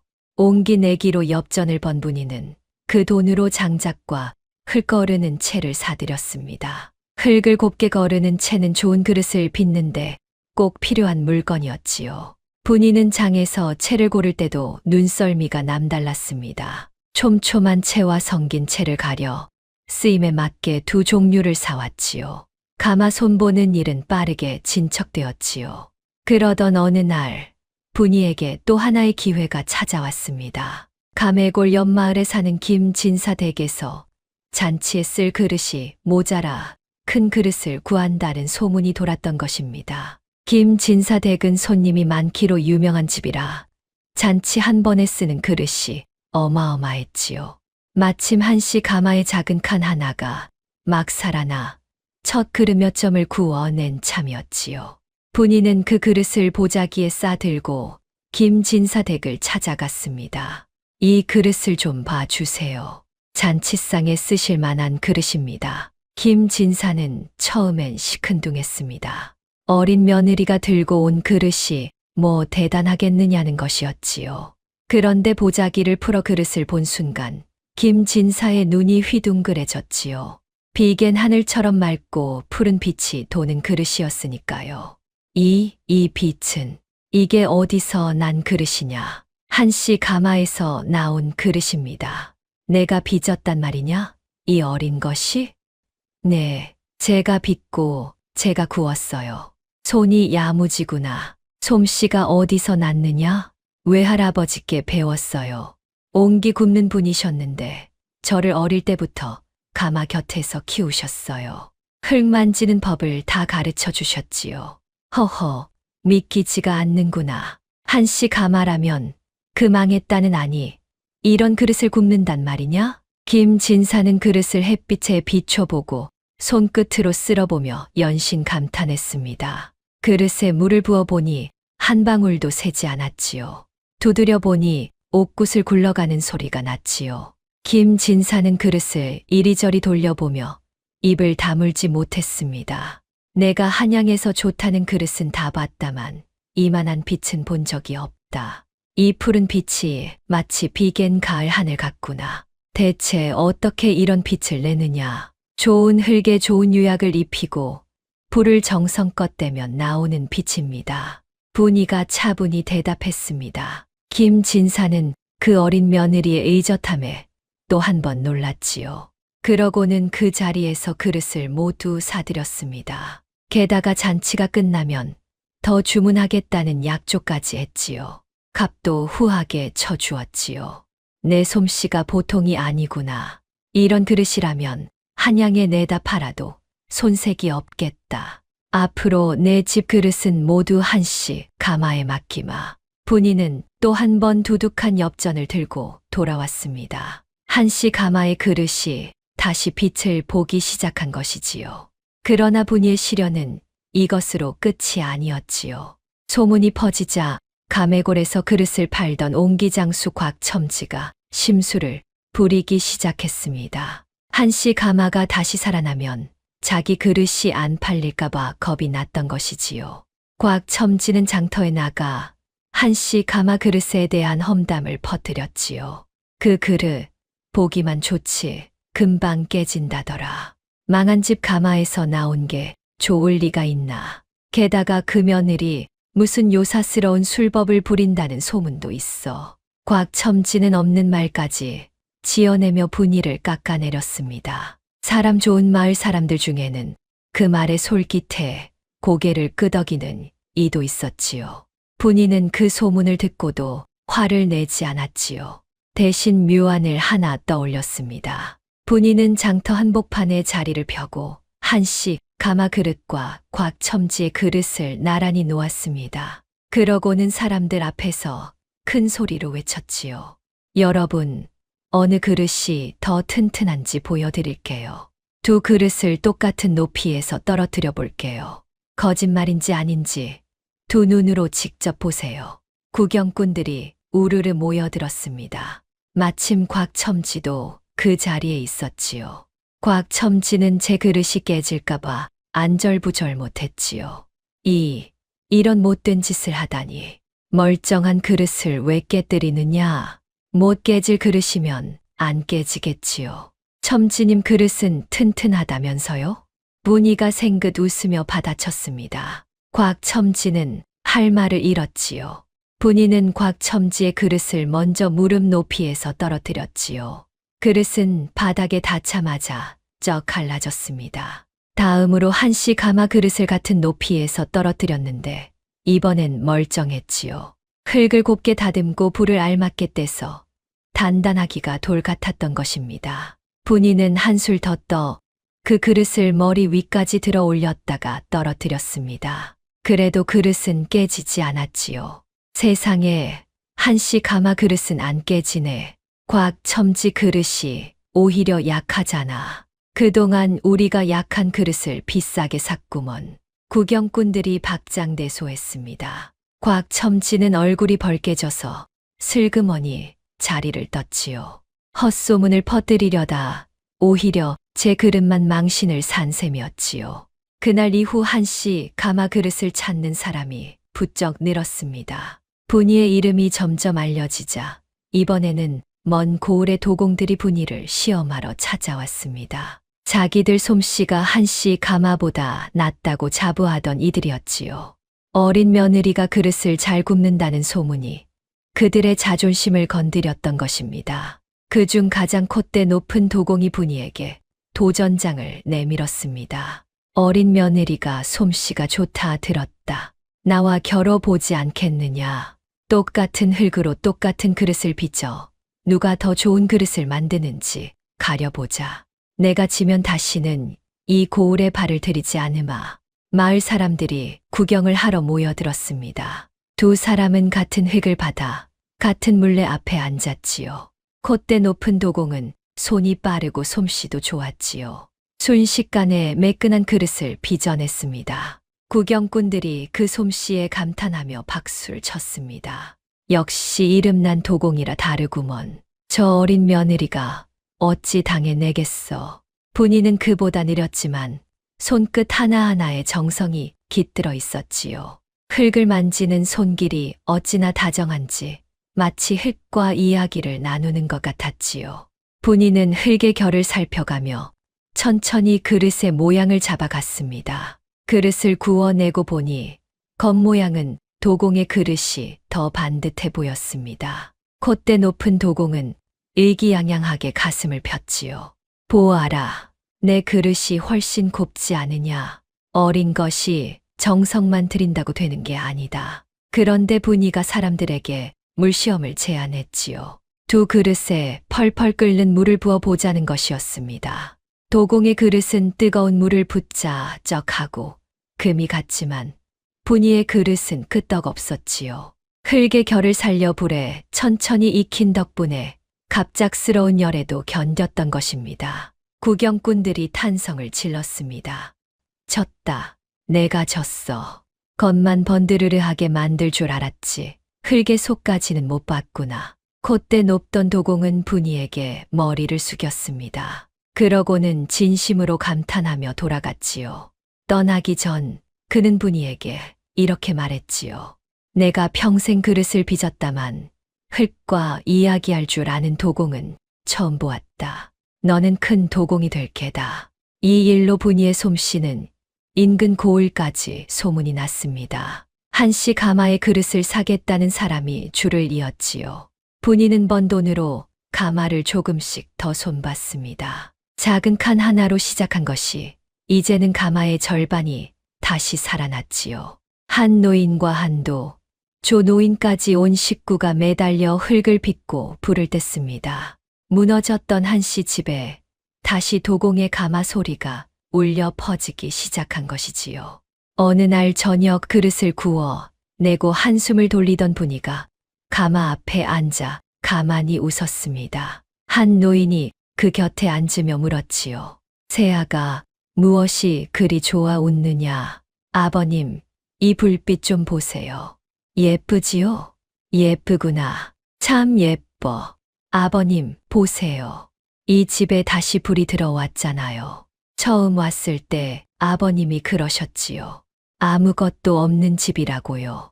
그런데 이제 보세요. 보물이 이렇게 많잖아요. 한 노인은 가마에서 막 꺼낸 푸른 그릇을 바라보았습니다. 며느리가 처음 왔던 날, 보물이 많다던 그 말이 떠올랐지요. 그때는 철없는 소리로만 들렸는데 이제 보니 그 말이 옳았지요. 흙도 가마도 며느리의 솜씨도 모두 이 집이 가진 보물이었던 것이었습니다. 그래, 내 말이 옳았다. 이 늙은이가 보물을 곁에 두고도 못 알아봤구나. 한 노인의 목소리가 젖어들었습니다. 분이는 그런 시아버지를 보고 환하게 웃었지요. 가마의 불빛이 두 사람의 얼굴을 발갛게 비추었지요. 아버님, 이제 시작이에요. 첫 그릇은 작은 그릇이지만 곧 큰 그릇도 구울 거예요. 그래서 빚도 다 갚고 옛날처럼 한씨 가마가 한양까지 이름을 떨치게 할 거예요. 한양까지라니 내 꿈이 참 크구나. 이 늙은이는 빚 갚을 생각밖에 못했는데 한 노인이 허허 웃었습니다. 그런데 그 웃음에는 처음으로 진심 어린 기쁨이 묻어 있었지요. 며느리가 그리는 꿈이 이제는 허황된 소리로 들리지 않았던 것입니다. 곁에서 그릇을 정리하던 조 노인도 흐뭇한 미소를 지었습니다. 한씨 가마가 다시 일어서는 걸 내 눈으로 보다니 이제 죽어도 여한이 없겠소. 어르신, 그런 말씀 마세요. 오래오래 사셔서 한씨 가마가 제일 가는 가마 되는 것까지 다 보셔야지요. 분이의 말에 모두가 따뜻하게 웃었습니다. 무너졌던 집에 다시 사람의 온기가 돌아온 것이지요. 한 노인은 가마에서 막 꺼낸 푸른 그릇을 두 손으로 감싸 쥐었지요. 따뜻한 온기가 손바닥으로 전해졌습니다. 그 온기가 꼭 며느리가 이 집에 가져다 준 온기 같았습니다. 무너졌던 집이 조금씩 일어서고 꺼졌던 가마에 다시 불이 들어오고 식구들의 얼굴에 웃음이 돌아온 나날이었지요. 가마 굴뚝에서는 흰 연기가 곧게 피어올라 저녁 하늘로 사라졌지요. 그 연기를 멀리 언덕 위에서 못마땅한 눈으로 바라보는 자가 있었습니다. 그러나 이 평화로운 시간이 곧 거센 폭풍 앞에 놓이게 되리라는 것을 아직 아무도 알지 못했습니다. 한씨 가마가 다시 일어선다는 소문은 곧 온 고을에 퍼졌지요. 그릇을 사러 오는 사람이 날마다 늘었습니다. 멀리 다른 고을에서까지 주문이 들어왔지요. 분이는 밤낮으로 물레를 돌리고 가마에 불을 뗐습니다. 한 노인과 한도, 조 노인도 쉴 틈 없이 거들었지요. 무너졌던 집 마당에는 그릇이 줄지어 늘어섰고 식구들의 얼굴에는 화색이 돌았지요. 그러던 어느 날 큰 경사가 찾아왔습니다. 고을 현감이 한씨 가마의 그릇을 보고 크게 감탄해 관아에 쓸 그릇을 주문한 것이었지요. 관아에 그릇을 댄다는 것은 보통 일이 아니었지요. 그것은 곧 한씨 가마의 그릇이 나라가 인정하는 그릇이 된다는 뜻이었으니까요. 현감이 보낸 아전이 주문서를 들고 한씨 집에 당도했을 때 식구들은 처음엔 무슨 일인가 싶어 가슴을 졸였습니다. 관아에서 사람이 나왔다 하면 일의 나쁜 소식이기 십상이었으니까요. 그런데 아전이 펼쳐 보인 것은 뜻밖에도 그릇 주문서였지요. 한씨 가마의 청자가 빛이 곱고 단단하기가 으뜸이라 현감 나리께서 관아에 쓸 그릇을 맡기신다 하셨소. 솜씨껏 빚어 보름 안에 들이시오. 아전의 말에 식구들은 한동안 멍하니 서 있었습니다. 그러다 이내 그 뜻을 깨닫고는 서로를 부둥켜 안고 기뻐했지요. 새아가 이게 꿈이냐 생시냐. 관아에서 우리 그릇을 찾다니. 한 노인은 떨리는 손으로 주문서를 들여다보았습니다. 3년 전 무너진 가마를 끌어안고 죽으려 했던 자신이 이제 관아에 그릇을 대는 도공의 아비가 된 것이지요. 노인의 눈에서 굵은 눈물이 흘러내렸지요. 아버님, 우셔요? 기뻐서 그런다. 늙은이가 주책이지. 다 내 덕분이다. 내가 이 집에 와서 죽어가던 가마를 살리고 죽어가던 이 늙은이까지 살렸구나. 내가 무슨 복으로 너 같은 며느리를 얻었는지 모르겠다. 분이는 시아버지의 손을 꼭 잡았습니다. 그 거칠고 야위었던 손에 어느새 따뜻한 온기가 돌아와 있었지요. 분이는 그 손을 어루만지며 환하게 웃었지요. 아버님, 이건 시작일 뿐이에요. 앞으로 더 좋은 그릇을 빚어서 한씨 가마가 옛날보다 더 이름을 떨치게 할 거예요. 며칠 동안 식구들은 들떠 있었습니다. 관아에 댈 그릇을 빚느라 바빴지만 그 바쁨이 더없이 행복했지요. 한 노인은 손수 좋은 흙을 골랐고 한도는 밤새 가마불을 지켰으며 조 노인은 유약을 정성껏 입혔습니다. 온 식구가 한마음으로 그릇 하나하나에 정성을 쏟았지요.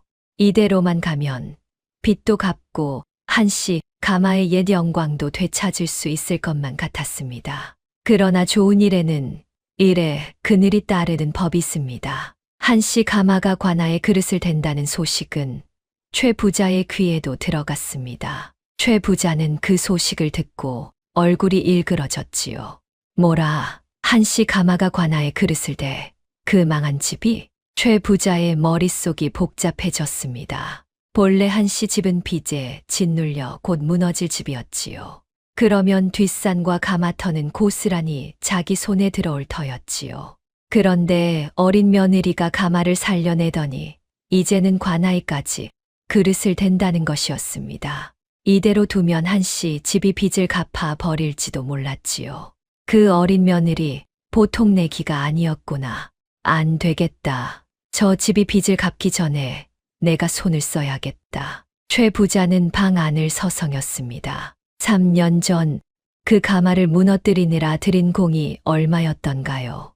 받침돌을 빼내고 우물을 막는 일을 들키지 않게 하느라 얼마나 마음을 졸였던가요? 그렇게 어렵사리 한씨 가마를 주저앉혔는데 이제 와 다시 일어선다면 그동안의 공이 모두 물거품이 되는 것이었지요. 저 백토산지만 손에 넣으면 천하의 거부가 될 텐데 그 꿈이 어린 며느리 하나 때문에 무너질 판이었지요. 안 될 일이지.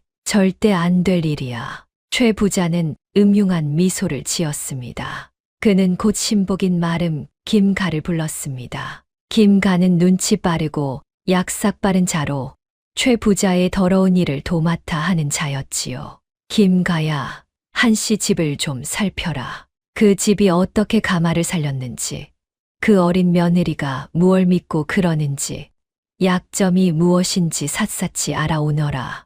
예, 나리, 한씨 집 사정을 손바닥 보듯 따라오겠습니다. 그 집에 개미 한 마리가 드나드는 것까지 다 알아오지요. 김가는 굽실거리며 물러났습니다. 최 부자는 그 뒷모습을 보며 손에 낀 금가락지를 만지작거렸지요. 김가는 그날부터 한씨 집 주변을 맴돌기 시작했습니다. 나무꾼으로 변장해 뒷산을 오르내리고 그릇 사러 온 손님인 척 마당을 기웃거렸지요. 며칠을 그렇게 살피던 김가는 몇 가지 사실을 알아냈습니다. 뒷산에 올라가 보니 분이가 붉은 흙을 캐서 지게에 지고 내려오는 모습이 보였습니다. 김가는 그 흙을 한 줌 몰래 집어들고 살펴보았지요. 겉보기엔 그냥 붉은 흙이었지만 분이가 그렇게 애지중지 캐는 데는 까닭이 있을 터였습니다. 또 장터에서는 분이가 그릇을 파는 모습을 지켜보았는데 사람들이 그 어린 며느리를 솜씨 좋은 도공이라 칭송하는 것을 들었지요. 그리고 한씨 집에 떠돌이 도공 하나가 머물며 그릇에 푸른 빛을 입히는 일을 돕는 것도 알아냈습니다. 이렇게 김가가 알아낸 것은 세 가지였습니다. 첫째, 한씨 가마가 좋은 그릇을 굽는 까닭은 뒷산의 붉은 흙 때문이라는 것. 둘째, 그 흙의 가치를 알아본 것이 다름 아닌 어린 며느리라는 것. 셋째, 그릇에 푸른 빛을 입히는 유약 비법은 떠돌이 도공조 노인이 쥐고 있다는 것이었지요. 김가는 이 사실을 최 부자에게 낱낱이 고했습니다. 최 부자는 무릎을 쳤지요.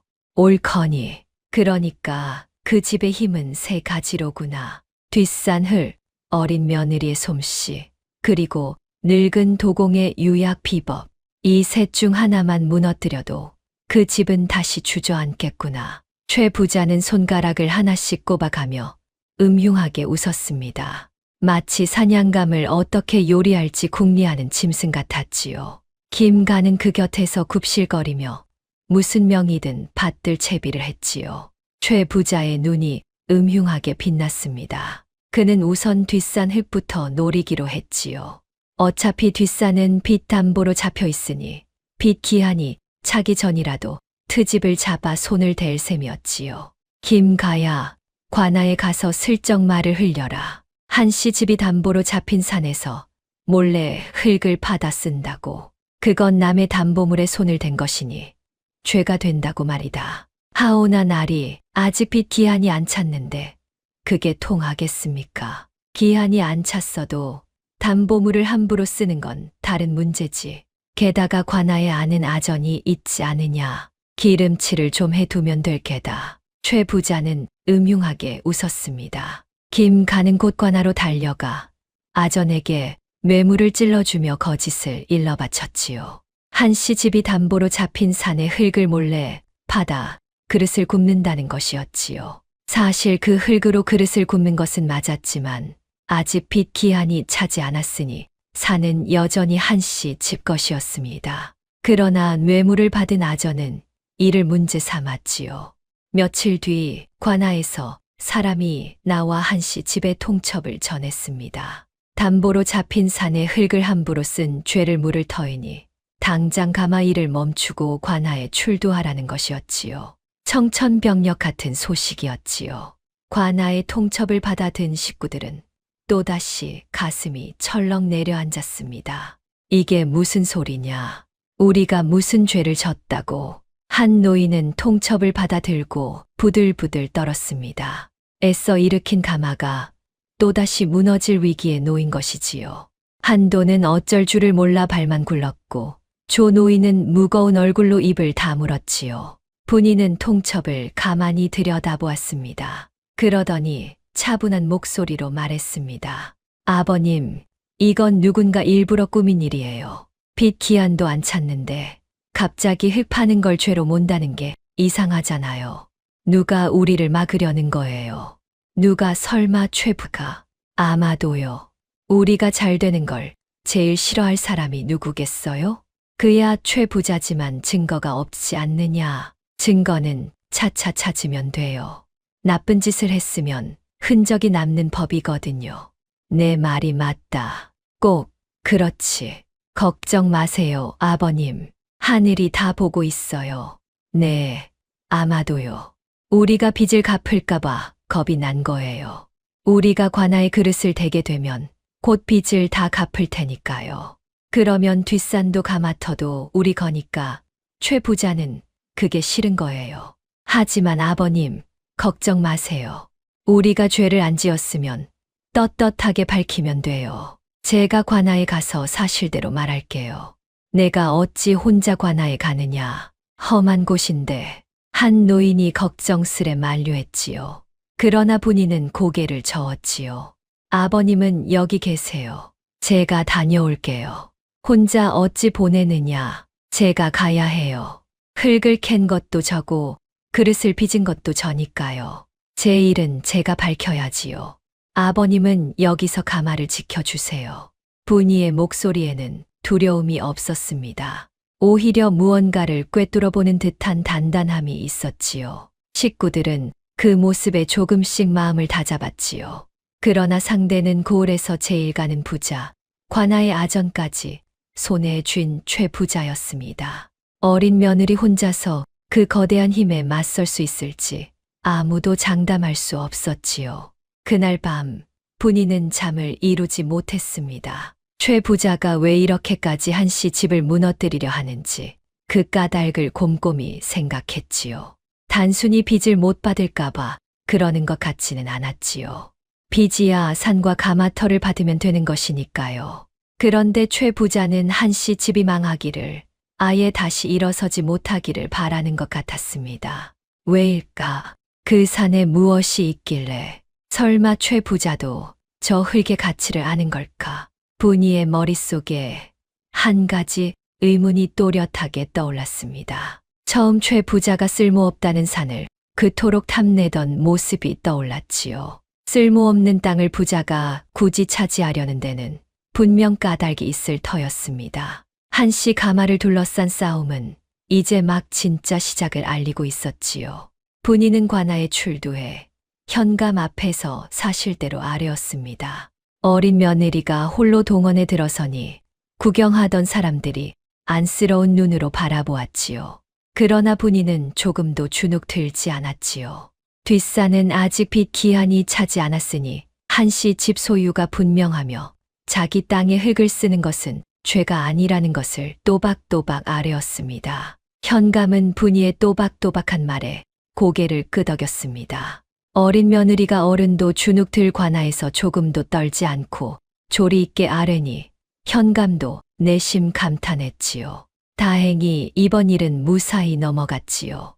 그러나 최 부자는 한 번의 실패로 물러설 자가 아니었습니다. 흙으로 안 되면 사람을 노려야지. 최 부자는 두 번째 수를 썼습니다. 이번 목표는 조 노인이었지요.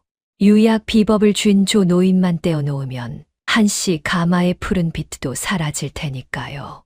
최 부자는 김가를 시켜 조 노인에게 은밀히 접근하게 했지요. 어느 날 저녁 조 노인이 홀로 산길을 내려오는데 김가가 슬그머니 다가왔습니다. 손에는 묵직한 엽전 꾸러미가 들려 있었지요. 조 도공 어른, 잠깐 이야기 좀 하십시다. 우리 나리께서 어른을 귀히 모시고 싶어 하십니다. 어른 같은 솜씨가 거지 집에서 썩는 게 아깝지 않습니까? 우리 나리께 오시면 평생 따뜻하게 모시겠다 하십니다. 김가는 엽전 꾸러미를 조 노인 앞에 내밀었습니다. 그러고는 은근한 목소리로 속삭였지요. 게다가 어른, 그 한씨 집 며느리 말입니다. 어른이 애써 가르친 유약 비법을 제 솜씨인 양 떠벌리고 다닌다지요. 사람들이 다 그 어린 며느리만 칭송하고 정작 비법을 가진 어른은 거들떠보지도 않으니 이거 너무 억울한 일 아닙니까? 이것은 최 부자의 이간질이었습니다. 조 노인과 분이 사이를 갈라놓으려는 수작이었지요. 조 노인은 엽전 꾸러미를 한참 내려다보았지요. 김가의 말이 영 틀린 것은 아니었으니까요. 사람들은 분이만 칭송했고 자신은 그저 늙은 떠돌이 도공일 뿐이었습니다. 마음 한구석에서 서운함이 고개를 드는 것도 사실이었지요. 그러나 조 노인은 천천히 고개를 들었습니다. 그 눈빛에는 흔들림이 없었지요. 이복에 자네 나리한테 가서 전하게. 조가는 비법을 팔아 입에 풀칠하는 자가 아니라고. 한씨 가마는 내 평생의 빚을 갚는 자리일세. 그리고 그 어린 며느리는 비법을 빼앗아 간 게 아니라 죽어가던 한씨 가마를 살려 낸 사람이야. 내가 그 아이한테 고마우면 고마웠지. 어찌 억울하겠는가. 조 노인은 엽전 꾸러미를 김가에게 도로 밀어냈습니다. 김가는 머쓱해져 돌아갈 수밖에 없었지요. 이간질도 실패한 것입니다. 조 노인은 그날 밤 분이에게 이 일을 그대로 일러주었습니다. 새아기 최 부자가 자네와 나 사이를 갈라놓으려 했네. 허나 그 수에 넘어갈 내가 아니지. 다만 자네도 조심해야 하네. 그 자는 한 번 노린 것은 끝까지 물고 늘어지는 자야. 어르신 고맙습니다. 어르신이 제 편이 되어 주셔서요. 고맙긴. 자네가 이 늙은이한테 다시 흙 만질 기회를 준 게지. 우리 둘이면 뭐든 할 수 있어요. 그렇죠. 그렇고 말고 자네 같은 사람이 또 어디 있겠나. 에이, 어르신도 참 쑥스럽게요. 그렇고 말고. 분이는 조 노인에게 깊이 고개를 숙였습니다. 두 사람의 믿음은 오히려 더 단단해졌지요. 새아기, 고맙긴. 자네가 아니었으면 한씨 가마는 영영 잿더미로 남았을 게야. 나는 그저 비겁하게 도망쳤던 늙은이일 뿐이고 자네가 용기를 내주어서 나도 이렇게 다시 흙을 만질 수 있게 된 거라네. 조 노인의 목소리가 잠시 떨렸습니다. 분이는 그 마음을 헤아리고는 빙긋 웃었지요. 어르신, 우리 같이 끝까지 가요. 최 부자가 아무리 방해해도 흙은 그 자리에 있고 우리 솜씨도 그대로니까요. 무너지면 또 일으키면 돼요. 그래지. 자네 말이 옳아. 두 사람은 서로를 바라보며 고개를 끄덕였습니다. 그 믿음이 있는 한 어떤 시련도 두렵지 않을 것 같았지요. 그러나 최 부자의 마지막 수는 그 누구도 예상하지 못한 가장 잔인한 것이었지요. 두 번의 방해가 모두 실패하자 최 부자는 이성을 잃었습니다. 그는 김가와 험상궂은 하인 여럿을 한밤중에 한씨 집으로 보냈지요. 이번에는 속임수가 아니라 폭력이었지요. 그날 밤 식구들이 잠든 사이 검은 그림자들이 담을 넘었습니다. 그들은 가마로 몰려가 막 구워낸 그릇들을 닥치는 대로 깨부수기 시작했지요. 와장창, 와장창. 그릇 깨지는 소리에 식구들이 놀라 뛰쳐나왔지요. 이놈들 무슨 짓이냐. 한도가 달려들었지만 건장한 하인들에게 떠밀려 나동그라졌습니다. 그래도 한도는 다시 일어나 그림자들에게 매달렸지요. 어수룩하던 한도였지만 가마가 부서지는 것을 보고는 물러서지 않았지요. 우리 가마는 못 건드려. 한도가 악을 쓰며 한 그림자의 팔을 붙들었습니다. 그러나 다른 하인이 한도를 거칠게 밀쳐냈지요. 한도는 마당에 나뒹굴며 무릎이 깨졌지요. 그림자들은 그릇을 깨는 것으로도 모자라 가마에 불을 지르려 했습니다. 횃불이 가마 쪽으로 던져졌습니다. 3년 전 그날처럼 다시 불길이 치솟았지요. 안 돼. 가마는 안 돼. 분이가 비명을 지르며 달려들었습니다. 그러나 어린 분이의 힘으로는 그들을 막을 수 없었지요. 한 노인이 맨손으로 불을 끄려다 손을 대었지요. 조 노인은 그림자들을 향해 호통을 쳤지만 소용없었습니다. 식구들이 우물물을 길어다 불을 끄려 했지만 이미 가마의 한쪽이 무너지고 막 구워낸 그릇들이 모두 깨진 뒤였습니다. 관아에 댈 그릇까지 산산조각이 났지요. 그림자들은 일을 마치고 어둠 속으로 사라졌지요. 떠나면서 한 그림자가 비웃듯 내뱉었습니다. 감히 우리 나리께 맞서면 어찌 되는지 알았느냐. 다음엔 이 집을 통째로 태워버릴 테다. 날이 밝자 한씨 집 마당은 처참했습니다. 깨진 그릇 조각이 마당을 가득 덮었지요. 애써 살린 가마는 다시 한쪽이 무너졌지요. 관아에 댈 그릇은 흔적도 없이 사라졌습니다. 그릇을 못 대면 관아와의 약조를 어기는 것이니 그 죄까지 뒤집었을 판이었습니다. 식구들은 망연자실에 주저앉았지요. 또 이렇게 되는구나. 결국 우리는 일어설 수 없는 게냐. 한 노인이 무너진 가마를 끌어안고 통곡했지요. 3년 전의 악몽이 그대로 되풀이된 것이습니다. 한도는 멍하니 깨진 그릇 조각만 바라보았지요. 조 노인은 주먹을 부르르 떨었습니다. 모두가 절망의 바닥으로 가라앉았습니다. 분이도 깨진 그릇 조각 앞에 주저앉았지요. 그 작은 어깨가 가늘게 떨렸지요. 처음으로 분이의 눈에서 눈물이 흘러내렸습니다. 그동안 어떤 어려움 앞에서도 웃던 분이었지만 식구들이 무너지는 모습 앞에서는 견딜 수 없었던 것이습니다. 자기 때문에 시아버지가 통곡하고 남편이 무릎을 다치고 조 노인이 주먹을 떠는 모습을 보니 가슴이 찢어지는 듯 했지요. 내가 괜한 욕심을 부린 걸까? 그냥 조용히 살았으면 식구들이 이런 일은 안 당했을 텐데. 분이는 처음으로 자신을 의심했습니다. 가마를 살리겠다고 나선 일이 오히려 식구들을 더 큰 고통으로 몰아넣은 것만 같았지요. 그날 하루 분이는 누구와도 말을 섞지 못했지요. 그날 밤 분이는 홀로 무너진 가마 앞에 앉아 있었습니다. 달빛이 깨진 그릇 조각 위로 차갑게 내려앉았지요. 분이는 그 조각 하나를 손에 쥐고 가만히 외할아버지를 떠올렸지요. 할아버지, 저 이제 어떡해요? 다 무너졌어요. 제가 괜한 짓을 한 걸까요? 차라리 가만히 있었으면 이런 일도 없었을 텐데요. 저 때문에 식구들이 다 힘들어해요. 분이의 목소리가 떨렸습니다. 눈물이 흙바닥에 뚝뚝 떨어졌지요. 그때 귓가에 외할아버지의 목소리가 들려오는 듯했지요.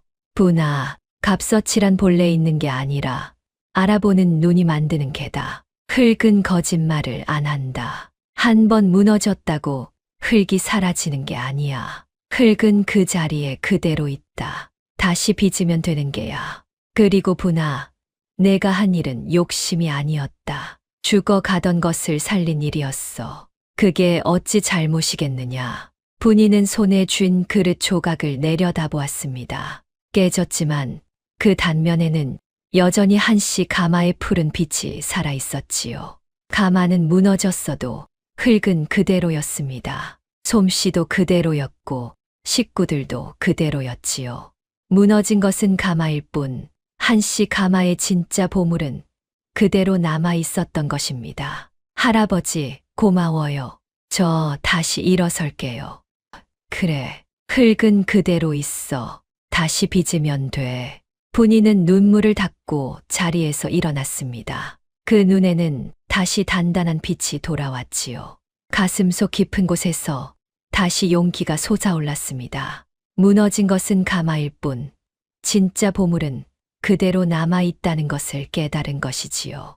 그러나 이번에는 가마를 다시 세우는 것만으로는 부족했습니다. 최 부자가 이렇게까지 나오는 데는 까닭이 있었습니다. 그 까닭을 밝히지 않으면 또 같은 일이 벌어질 테니까요. 가마를 100번 다시 세운들 최 부자가 100번 무너뜨리면 소용이 없었지요. 이 악연의 뿌리를 뽑아야 했지요. 분이는 곰곰이 생각했습니다. 최 부자가 3년 전부터 한씨 가마를 노렸다면 그 시작이 바로 가마가 무너지던 그날 밤이었을 것입니다. 그날 우물이 갑자기 마른 것도 가마가 한꺼번에 무너진 것도 모두 우연이 아닐지 몰랐지요. 분이는 조 노인을 찾아갔습니다. 조 노인이 3년 전 그날 밤을 끝으로 마을을 떠났다는 사실이 내내 마음에 걸렸던 것입니다. 어르신, 이제 말씀해 주세요. 3년 전 그날 밤 가마에서 무슨 일이 있었나요? 어르신이 보신 게 무엇인가요? 어르신이 그날 마을을 떠나신 데는 분명 까닭이 있을 거예요. 조 노인은 흠칫 놀랐습니다. 그러고는 한참을 망설이다가 무겁게 입을 열었지요. 드디어 그가 3년간 가슴에 묻어둔 진실을 털어놓을 때가 온 것이지요. 조 노인의 이야기는 충격적이었습니다. 3년 전 그날 밤, 조 노인은 우연히 가마 뒤편에 있었지요. 그런데 어둠 속에서 최 부자의 하인들이 가마의 받침돌을 몰래 빼내는 것을 보았다는 것이지요. 게다가 누군가 우물에 큰 돌을 굴려 넣어 물기를 막는 것까지 목격했습니다. 가마가 무너지고 불이 난 것도, 우물물이 말라 불을 못 끈 것도 모두 최 부자가 꾸민 일이었던 것입니다.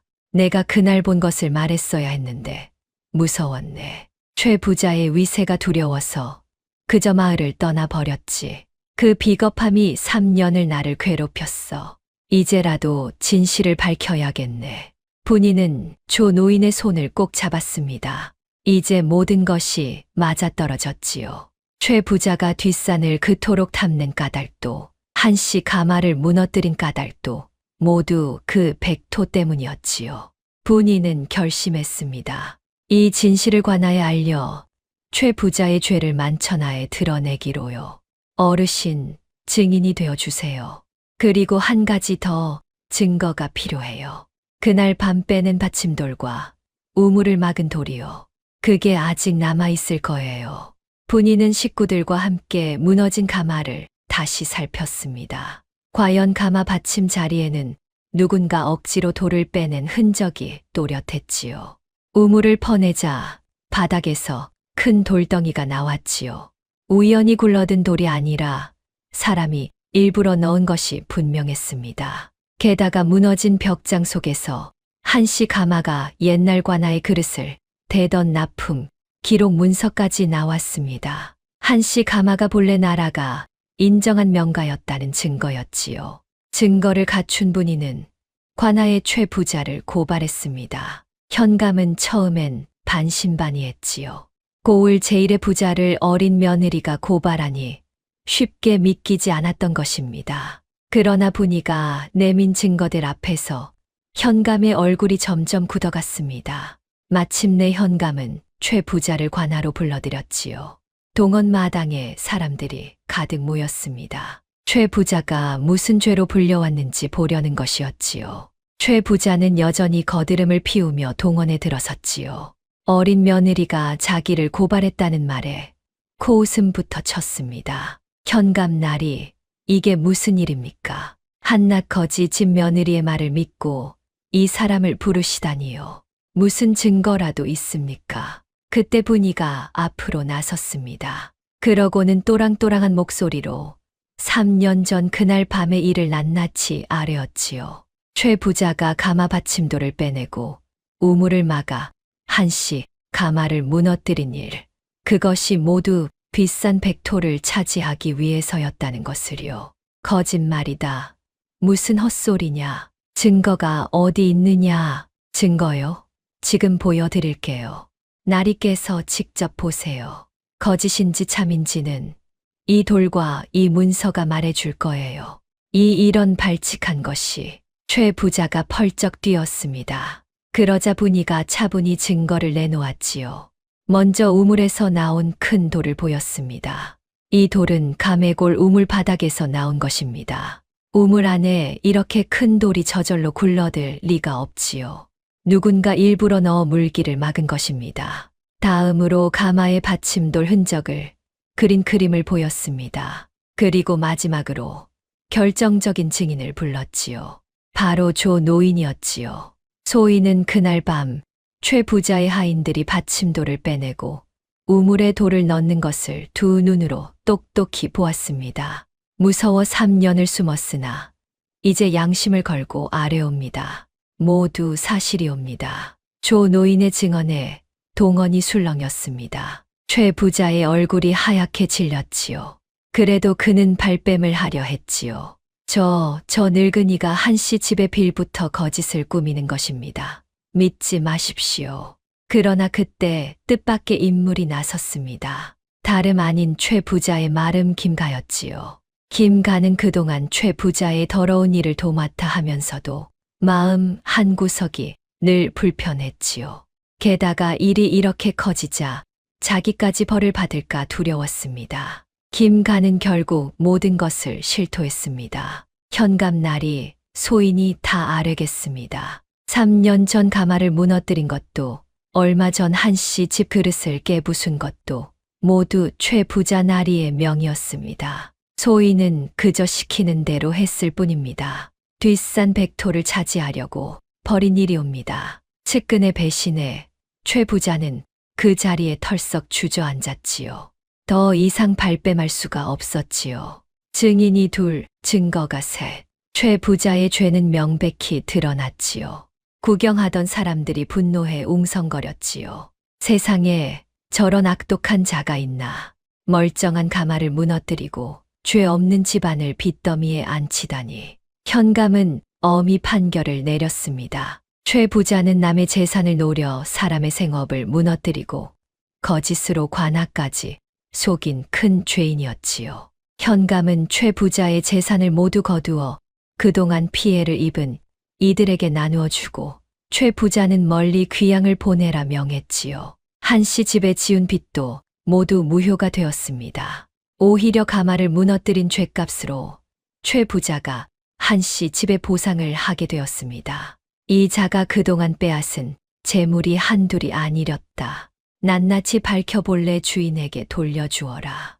그리고 한씨 가마에는 무너뜨린 가마를 다시 세울 비용과 깨뜨린 그릇의 값을 곱절로 물어주게 하라. 현감의 판결에 구경꾼들이 박수를 쳤지요. 그동안 최 부자에게 당하고도 말 못하던 사람들이 이제야 속이 후련해진 것이지요. 알고 보니 최 부자에게 억울하게 재산을 빼앗긴 이가 한둘이 아니었습니다. 그들이 하나둘 나서서 자기 사연을 아뢰니 최 부자의 죄는 갈수록 무거워졌습니다. 최 부자를 끌어내라. 포졸들이 최 부자를 끌고 나갔지요. 그 거드름 피우던 부자가 이제는 오랏줄에 묶여 끌려가는 신세가 되었지요. 비단 두루마기는 흙투성이가 되었습니다. 금가락지 낀 손은 오랏줄에 묶여 있었습니다. 구경꾼들이 손가락질하며 통쾌해했지요. 꼴 좋다. 남의 것을 탐하더니 제 것까지 다 잃는구나. 하늘이 무섭지 않더냐. 분이는 그 모습을 가만히 바라보았지요. 미워하기보다는 어딘가 안쓰러운 마음이 들었습니다. 욕심이 사람을 저렇게 망가뜨리는구나 싶었던 것이지요. 그 많은 재물을 가지고도 더 가지려다 결국 모든 것을 잃고 죄인이 된 최 부자였습니다. 판결이 끝나자 현감은 분이를 가까이 불렀습니다. 고개를 들어라. 내 이름이 무엇이냐? 분이라 하옵니다. 참으로 야무진 아이로구나. 과찬이세요. 날이. 아니다. 분이라 좋은 이름이구나. 내 솜씨와 지혜가 참으로 놀랍구나. 어린 나이에 죽어가던 가마를 살리고 악인의 죄까지 밝혀냈으니 한씨 가마의 그릇은 앞으로 관아에서 귀히 쓸 것이다.